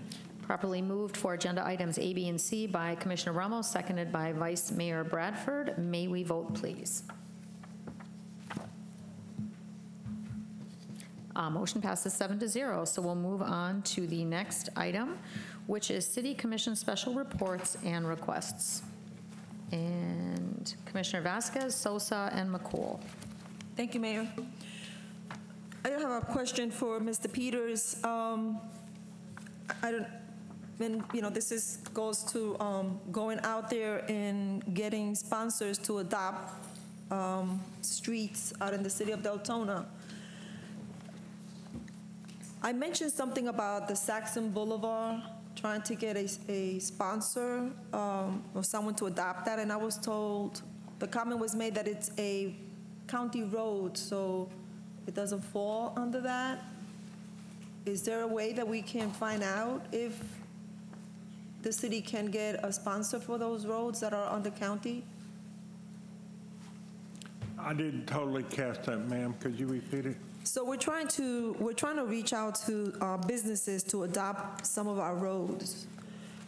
Most of my roads are county roads. So, and they don't qualify or they don't fall under this program. So my question is there something that we can do to make these roads part of this program? If a business wants to adopt them at Saxon Boulevard, Doyle, Normandy, and all that area, Providence. Okay. There's a little bit of a misnomer, and I need to clarify this. There was a 1950-something state Supreme Court decision that even though you may have a county road, if in fact the properties along the road are all city properties, the city is actually responsible for sidewalks and general maintenance of the grass and that type of thing in those areas. So we have the ability, such as Saxon, to do things within the right-of-way that would help improve the appearance, and we are going to be making an effort to do that. Okay, so then I can reach out to businesses on county roads. Thank you. Okay. Vice Mayor Bradford. Noise ordinance. Obviously, this is the biggest time of year where we hear complaints on noise ordinances. Although most of my complaints this time wasn't on fireworks. It was on lack of enforcement by, they were calling it code, but I think it's more law enforcement, where I have one resident in particular who said her windows shake, the music is so loud. You can hear the music from the house pulling up, and when law enforcement shows up, they basically say, oh, well, there's a time zone. So I just have a problem with that. It's like I told her, I said, we can put ordinances out there, but we can't change disrespect.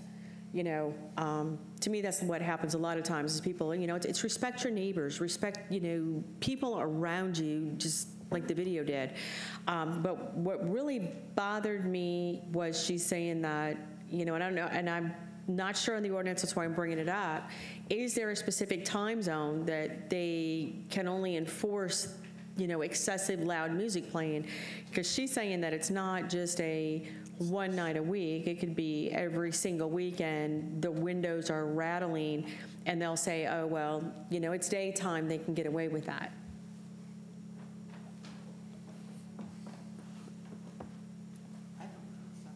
Well, with my past experience in code enforcement, you can do something about noise. However, it requires specialized equipment. It requires coordination with the policing, which would be police sheriff officers. The noise meters that I'm talking about are in the order of $1,500, $2,500, which is not a huge expense, but we do need to revisit our ordinances to give the Sheriff Department the authority. Much like we are looking at the parking requirements, the panhandling, litter, all that. So we are, Ron Paradise and Marcia have already said that we need to sit down and give them a priority, because right now I have them working on a lot of things. So we will put a priority on, I think Marcia actually wrote a couple ordinances over the weekend. So she had done her 2 for the month that we originally agreed to. But you know, I can take a look at my past practices with regard to noise, because one of the things we have to be able to do is document the dB level. We also have to document the type of noise, which the more sophisticated meters, you can actually, you know, is it human voice level? Is it, you know, the vibration? Because vibration actually will show up as a decibel level. You know, you may feel it in the ground, such as when they had the music at the park this weekend, and you have a very high bass level. You may think it's really loud, but what you're really sensing is the vibration coming out of the ground. And so therefore the dB level will not be that high at a human range. But if you shift the frequency to pick up the ground, you will pick up something high. And that's what drives people crazy. And so we would have to take a good hard look at how we would administer such an ordinance and how the ordinance needs to be done and what equipment we need. But I would appreciate it. You know, I've done a ride-along in a nearby city, we'll just leave it at that. And I was literally with a deputy when he pulled somebody over because of the music. And they didn't have one of the meters, they didn't have that. I mean, let me tell you, if I pull up to a house and I hear you coming down the block, I don't think I need to have a meter to say your music's too loud or we're going down the road. And we are getting a younger demographic, and you know, we're still merging the younger demographics with the older generation of our older demographics. And it's sad to say it's a respect issue, but it is. But we still have to police it and enforce it and be respectful of those individuals. And it's getting to the point where it is getting out of hand. I mean, you drive down Howland and you hear certain vehicles and it's just like, come on. You can't be hearing by the time you get out of that car. And I know I was young ones too. So I'd just like to see us look at that policy and give the sheriff deputies what they need to enforce it, because they can only enforce what we give them. And if I could respond, you know, at John's direction, Ron and I, we have quite a list already, but through Captain Marino, we're getting specific information from the sheriff's lawyer as to what we need to do in order to be, that they're willing to enforce our ordinances. And what's happening, like on panhandling, the state statute was thrown out as unconstitutional. So we have to redo our panhandling. And in other places where we haven't had these kinds of criminal style ordinances, we've relied on state statute. But what's happening is the state statute is being viewed by the sheriff's often as not really enforceable. So we're trying to, you know, redo them as quickly as we can. I completed a panhandling ordinance that'll be coming to you that's modeled after Daytona Beach, because the sheriff likes that one. And then we're also working on, we're having problems with commercial property and dumpsters, which are not being screened appropriately. So we've also rewritten that one. And basically, you know, our list is immense. But as everybody knows, I just love to work on the weekends. So I use the weekends to write ordinances. So I have at least promised 2 ordinances a month, but if we can, do more than that, and I even have other staff that's trying to help me write ordinances also. So it's just, it just makes sense to, work through Captain Marino and their lawyer, because the sheriff now, since he's a constitutional officer, he has his own insurance and liability, and so they're being particularly aware of whether or not some of our stuff is enforceable or how much risk are they at in trying to enforce it. And so it just makes sense to start going through these and redoing them, and basically getting the sheriff and his lawyer to sign off on it, so that we know then when the deputies are called on our ordinances, they'll enforce them. Thank you. So, And thank you for spending your weekends working on it and all your time, and I respect that. Thank you. Commissioner Sosa? Yeah. I'd just like to say, effective immediately, I would like to rescind my consent to the social media policy I signed. I've talked to Mr. Peters, and if you would please direct the city clerk, Ms. Rafferty, to return that signed copy to me, I would appreciate it. Thank you. All right, keep shutting my mic off. Thank you, sir. Commissioner McCool.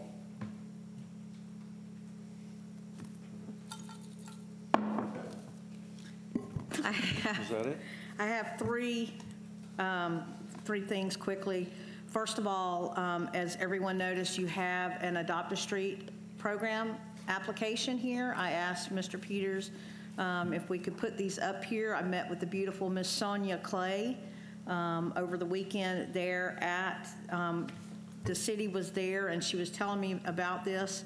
I didn't know that I knew that we had it, but I didn't know that we had it. So I understood that the commissioners and the honorable mayor might be really eager to adopt a street to show community spirit and to be the leaders and getting this movement kicked off. And by the smiles, I could tell that I was right about that. I wanted to let our public know about this. Listen, we really have become serious about cleaning up our city. The residents are happy about this, and I think that if we're going to be leaders, we have to be leaders. So I'm challenging each commissioner and our honorable mayor. I'm sure that Fowler Feeney would love to, as they are involved with the city of Deltona, any other staff members and residents. Adopt a street. It'll take a little bit of time. I see Joe back there smiling also and writing, so I know that it's about to get real. So I just thank you for your consideration and thinking about that. Second of all, I would like to thank for the clarification of when sandbags would be available, Mr. Peters. If you could just relay that, because we do have some I had a couple of elderly constituents reach out to me. I would like for us to be thinking about that also, how we can help them when they can't make it. I know that we have done that. So could you clarify, am I correct in stating that once a hurricane has been declared as one, that's when we start sandbags? Are there any special exceptions, sir, or can you educate us real quick on that? Yes, ma'am. Hurricane Elsa, we have not instituted sandbag program because all the warnings that we have had is basically a rain event of 1 to 2 inches, which is actually less than what we've been getting for the last week. If people have specific concerns, I would recommend they contact the Public Works Department, and they will make arrangements for individual situations. Okay, thank you. So to clarify for constituents that may be listening, if there are special circumstances, please contact Public Works. We want to be able to help in saving and protecting your property here, but for the main thing, it's a Class 1, correct, if it is going to show coming in. So beautiful about that. I would also like to ask the acting city manager or ask the commission for consensus. I don't know how we do that, and I forgot to ask you the other day at our meeting, so help me clarify. I would like to do a workshop or get it somehow where we bring in, I don't know when we would do that, but soon, the Florida Green Builders and V-Card in here. I've brought this up before so that we can meet and understand how to optimize our dollars as far as building goes, especially with the advent of Tallahassee kind of kneecapping us with the cap on impact fees and jacking with home rule situation. We need to protect our resources here. We need to protect our residents. We need to think green, and we need to be building greener and responsible as we move along. So I don't know what we need to do to get that going, but I would really like to see that happening with V-Card. They would be happy to come in, and Florida Green Builders to give us some hints on what we can expect from developers as they move into Deltona. We have a jewel here, and I would really like for us to practice good stewardship. Thank you. Okay, I think Mr. Peters, regarding V-Card and the Florida Green Building, I think we've had that discussion before about bringing them in at some point, at least V-Card, because again, the state has now sent out the email notice of property rights legislative change, so there's always something coming up that we have to deal with. So, commissioners, do we have consensus that to give Mr. Peters direction to go ahead and look at bringing V-Card in at some point to do a forum here? Yes? Okay. Commissioner McCool? Yeah, and thank you very much for that. I would like us to do it sooner than later. As we all know, because of a pending lawsuit, we had to squash our moratorium that we had. And to say again, the moratorium is not about being anti-development. It's about being pro-responsible development so that we could stop, take a breath, and understand how we move forward with Deltona in the most responsible, green manner possible. Because listen, Deltona is coming up. We have great things coming, and we have the ability to stand out in this area, being welcoming while being responsible. And so I really would like to thank my fellow commissioners and city manager for this. It's close to my heart. Thank you. Okay, you have your directions, sir. So let's move on to city attorney comments. Any, Marcia? John and I have worked on the resolution I think you all have in front of you.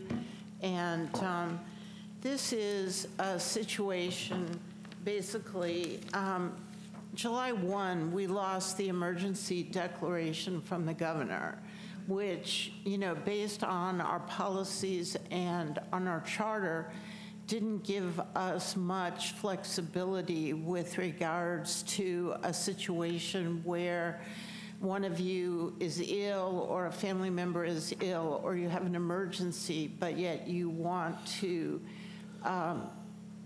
be a part of the meeting or even the request to vote. And so basically, in looking at everything we have, I came up with language that's in this resolution 2021-39 that basically lists what the charter says, lists the policies that you have, and basically if one of you is in that position and the rest of you have to approve allowing that commissioner to participate, that commissioner cannot be part of the quorum.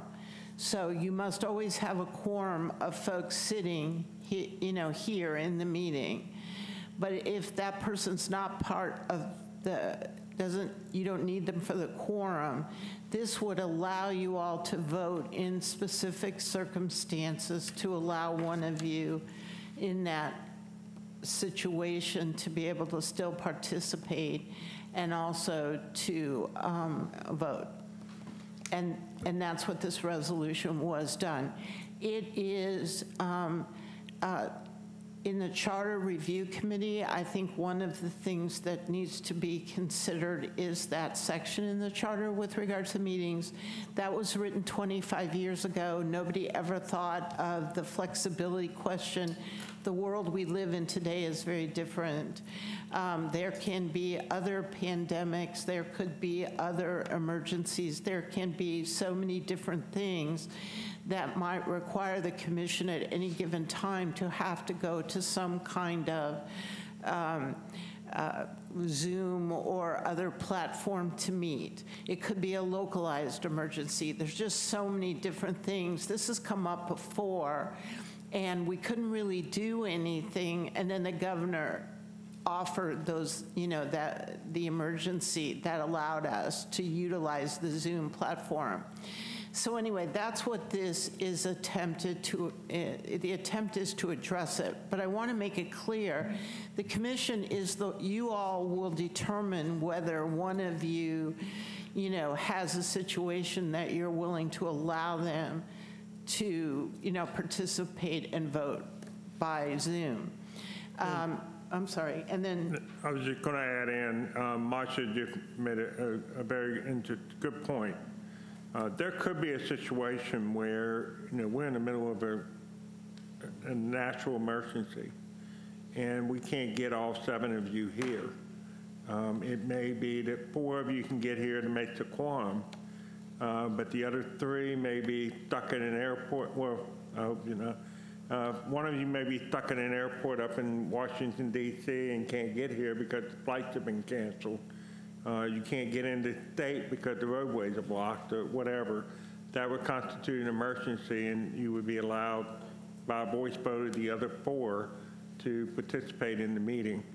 Ideally, the vote for participation in the meeting would be done prior to, if you knew they were going to, in advance, that something was going to happen with regard to a family member or yourself, like a planned surgery or something. The earlier that approval could occur would be best, so that staff knows that when we're setting up Zoom and all that it's going to happen. But the most important thing here is the charter never envisioned, when this policy was put in place, it was a telephone call with the method in which somebody participated. With Zoom, it's much more interactive. In fact, our workshop next week, the presenter will be via Zoom.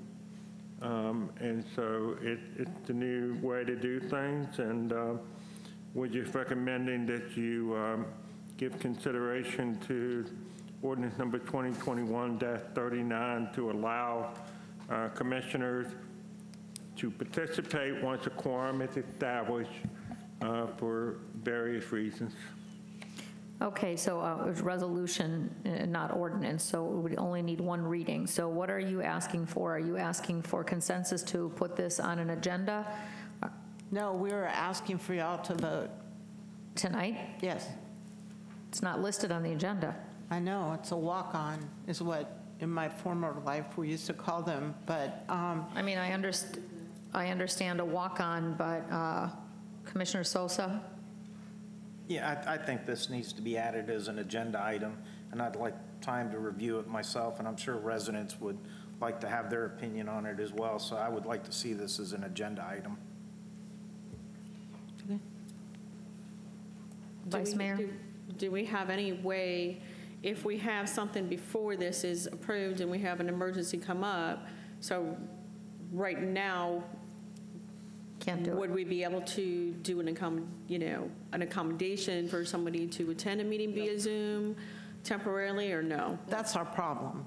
And it's my understanding that we may be having a situation, and that's why John said, that we needed to walk it on this evening. I just wrote it today, and so, we didn't have it. So let me ask you this, not to interrupt. Okay. So under the state of emergency, I believe the way the governor had done it the last time, under a state of emergency, we're allowed to have a Zoom meeting, is Yes. basically, okay. But that So right now, we ended- would be allowed to have it because we're under a state of emergency. No, we're not. it Expired ended July 1. No, that's what I'm saying. No, we're not under state emergency right now because of Hurricane Elsa or the Nope, tropical storm not Elsa? us, not Volusia. No. After the governor's emergency order expired on July 1, we revert back to what we already have as the commission policy. And the commission policy is very specific that you cannot participate and vote unless you're physically present. So what we were trying to do is put a resolution that matches the state law. The state law does allow for, once you establish a quorum with those present, physically present, you can allow another commissioner to participate and vote on an item. That's what state law is. The commission policy from, I think, 2012 negates that. And what we're trying to do is bring us up to the modern age so that we can do what the state law allows. Mr. Peters, is there room for this on the next agenda? I mean, I agree with the commissioners. Is there room for this on the next agenda? We can put it on the next agenda. Is there consensus for that? Is there a consensus to put this on the next agenda? So you know, Yes? I won't be at the next meeting. But you're okay with it putting us on there? Oh, definitely. Commissioner Ramos? Yeah. Okay, so you have consensus to put this on the next agenda. I definitely agree with this. I've been asking for this for a long time. It was allowed previously when commissioners were ill and before I got on the dais, and then this was put in place right after I got elected. And I think we need to definitely revisit that, so. It just doesn't cover vacations or? No, the commissioner has to approve. I mean, we have to have that. I mean, times have changed so much, and this pandemic has Well, no, shown but us that, you Yeah, what know? I'm saying is if a commissioner's on vacation, though, for a couple weeks, they're, No. The commissioners no have bueno. to allow it. it's emergency situations only. Well, not necessarily. No. Because this commission still can decide that that Yes. vacation for X, Y reason, it's an emergency, so therefore this person can participate. Or you're on vacation, you have an emergency come up in the city that you have to call a meeting for, And right? you could do that too. Yeah. That's why I thought it was really important that the quorum commissioners have Has to to be. approve whatever. And it could be, again, our world is so much more complicated now. We can't even imagine, like what could happen. You could be on vacation, there could be an emergency in the city, and you need to, you need all of you to be involved. And the Commissioner Attorney Vasquez? General's opinion is included in this, right? The Looks Attorney like it. General has made very succinct declaration about this. Commissioner Vasquez? Thank you, Mayor. So this, I remember we had a long discussion about this when we were sitting down there when the pandemic hit. And this is, I think, one of the projects that we approved of IT to go ahead and find out how to hook up to Zoom, how to connect us to the different systems and stuff like that. I retired 21 years ago, and 21 years ago, I was able to meet from home with the meetings in my company. That was 21 years ago. Of course, provided that people don't take advantage of it and their excuse is legit. I'm all for it. I'm okay putting on the agenda, but this is something that we can definitely use. Okay, great. So you have consensus to put this on the next agenda. Commissioner, will you take your name off the board, Commissioner? Thank you. Okay, so City Manager, any comments? My comment. Oh, thought we were getting off easy. For the people in the audience, you've seen two commissioners tonight shake this little jar. If you remember on June 7th, I referred to ants in the jar. These jars have red and black plastic ants. They're not alive. Just as a reminder, that we don't want to agitate the ants, because if you leave it on the table and keep it quiet, they will coexist. And so I know tonight we had a couple of commissioners shake it before they got started. I really didn't think they were agitating anything, but that was why you saw that. And this was a gift from one of my staff members for the commission, myself, to remember ants in the jar. Thank you. Okay. City Commission. Commissioner Sosa, want to lead us off? I didn't have anything tonight, but I just want to let you know my ants are all dead. I need some live ants so when I start shaking again. They've suffocated. Commissioner Avila Vasquez. Thank you, Mayor. So I just want to make a comment to one of the residents here that came up to speak regarding the homeless and helping them out. You know, I've been there. I used to volunteer for Open Hands Ministry. We went into the woods, brought blankets, food and stuff like that. But they were very adamant of not wanting to go anywhere. They wanted to stay in the woods. They didn't want to get help. And so there's only so much that some of us who would like to reach out to them can do, unless, like that gentleman that came to you and requested help. There's a lot of organizations out there that are willing to help, including Open Hands Services. One of the things I also learned recently was when you have a wellness check. I didn't even know this. The sheriff's department can only come up to the door, and if they don't allow you to come in, you can't come in. You can't help them unless they're threatening somebody's life with a weapon. So all they can do is just walk around, turn around, and go away. They can't do anything about it.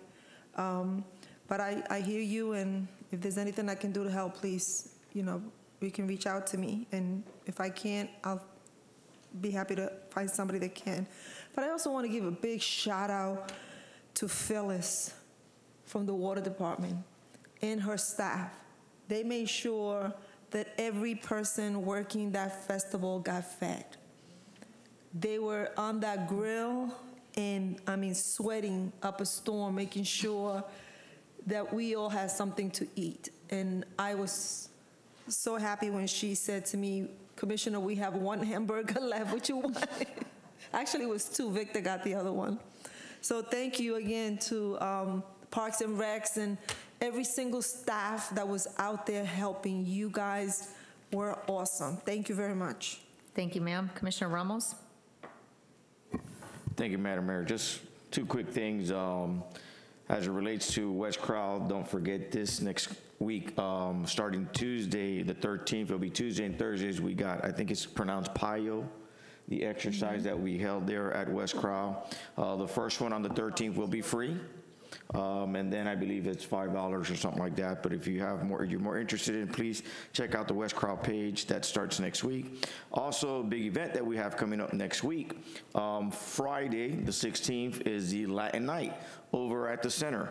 So doors will open at 7 p.m. Tickets can be bought currently at Eventbrite. There's two admissions. There's general admission for $15 in advance. Day of will be $18 at the door, but there's also a VIP. Those will only be sold through Eventbrite. Those are $50 per couple. Creates a private lounge. You get two tickets, 2 drink tickets. There will be a cigar roller. So I think it's a great opportunity. We're starting to open up things.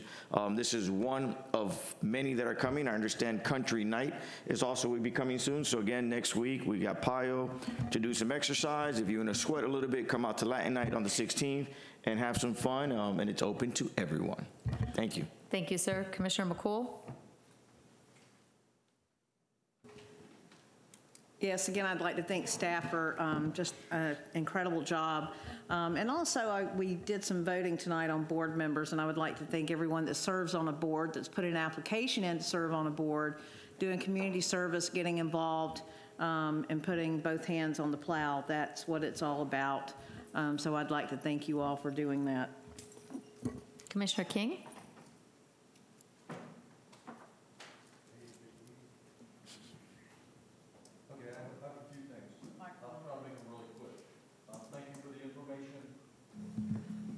Thank you for turning me on. Thank you for the information on sandbags. I've had a lot of people contacting me and asking me about sandbags as well. So thank you for that information. Commissioner McCool is challenging us to adopt a street. I went through this thing here and it's all the same form. I would like you to know that there is also an adopt a park form that looks very similar to this for any one organization or individuals that are interested in adopting a park. We have a lot of them around, and I'm familiar with the Vets Park, obviously, and we do that park every month. We walk that park and clean it up, so it's another opportunity to help the community, keep the place looking good and doing a good thing for the community. As far as our homelessness goes, it was stated tonight that some people just want to be homeless. They want to stay where they are. Other people don't. I can tell you that there are people living across the street from City Hall in the woods. You can't say we don't have homelessness in this city when it's right next door, because it's right across the street. And I'm just going to let that go at that. The other thing, two things I wanted to mention. One, some of you may be aware of the fact that we had a young lady several years back that lived in the city, graduated from Deltona High School, and joined the Air Force. Her name was Tara Jacobs Brown. We've since named a street after her. The street between Deltona High School and the racetrack is Master Sergeant Tara Brown. She was killed in Afghanistan, I believe it was 2011. And on the 24th of July, there will be a Tara Jacobs Brown scholarship fundraiser. Her parents and family have put together this scholarship fund for the last, oh man, several years now. We've been involved with it. And I just want to put it out there. If anybody is interested in doing something that helps our kids, scholarships is one way to do it. And the American Legion will be going to that event. We will be making a sizable donation to that scholarship. But if anybody else individually or their business or corporation wants to donate to that, just get a hold of me. Make your checks out to Tara Jacobs Brown Scholarship Fund, and I'll be happy to pick them up and take them down there to the event. It's in Kissimmee on the 24th. And the other thing I wanted to address on veterans homelessness, about 7 years ago, the American Legion formed a 501c3 corporation called Project Vet Relief. It is an amazing program, and no matter what the veterans' problem is, they will address it, and they will try their very best to solve the problem, whether it's homelessness, whether it's health issues, no matter what it is. Can't pay a bill, can't pay the bills, don't have a place to live. And you know, when they first got started, we did a golf tournament to raise money. And I think they started out with that golf tournament $30,000 in the bank. This past year, just to let you know, I'm really proud of my organization. It's not mine, but you know I'm part of it. In 2019, even with COVID, and since then till this weekend, past weekend, the American Legion riders alone, with their rides they do and the money that they raise, have raised $264,000 for Project Vet Relief. and that money helps our veterans in need, whether they're homeless or whether they have medical issues, whatever it is. So yes, the American Legion is helping our veterans. And if you know a vet that needs help, let me just say, make sure that your vet has some documentation that they served. For Project Vet Relief, they have to be in the state of Florida. This is a Florida project program. It does not go outside the state. But the number for the American Legion is 1-800-393-3378. And if you have a vet in need, that is a resource that you can tap into if they are a resident of the state of Florida. So that's it for me tonight. Thank you. Thank you, sir. Vice Mayor? And I just want to reiterate what everyone else has said. Thank you so much to city staff for an incredible 4-day event and all the prep work that went on beforehand. And I know that we sit up here a lot of times and make decisions and throw out ideas, and it always seems easy when you're sitting up here. There's always somebody that has to do the hard work, and somebody has to come in on the weekends or at night, and somebody has to, you know, maybe give up a family event to go ahead and put something on for the city. So I think that we're mindful of that, but I think sometimes we need a reminder that there's a lot of things we can do, but there's only a finite amount of staff to do it. So thank you from the bottom of my heart and my family's and this entire commission. We are adjourned.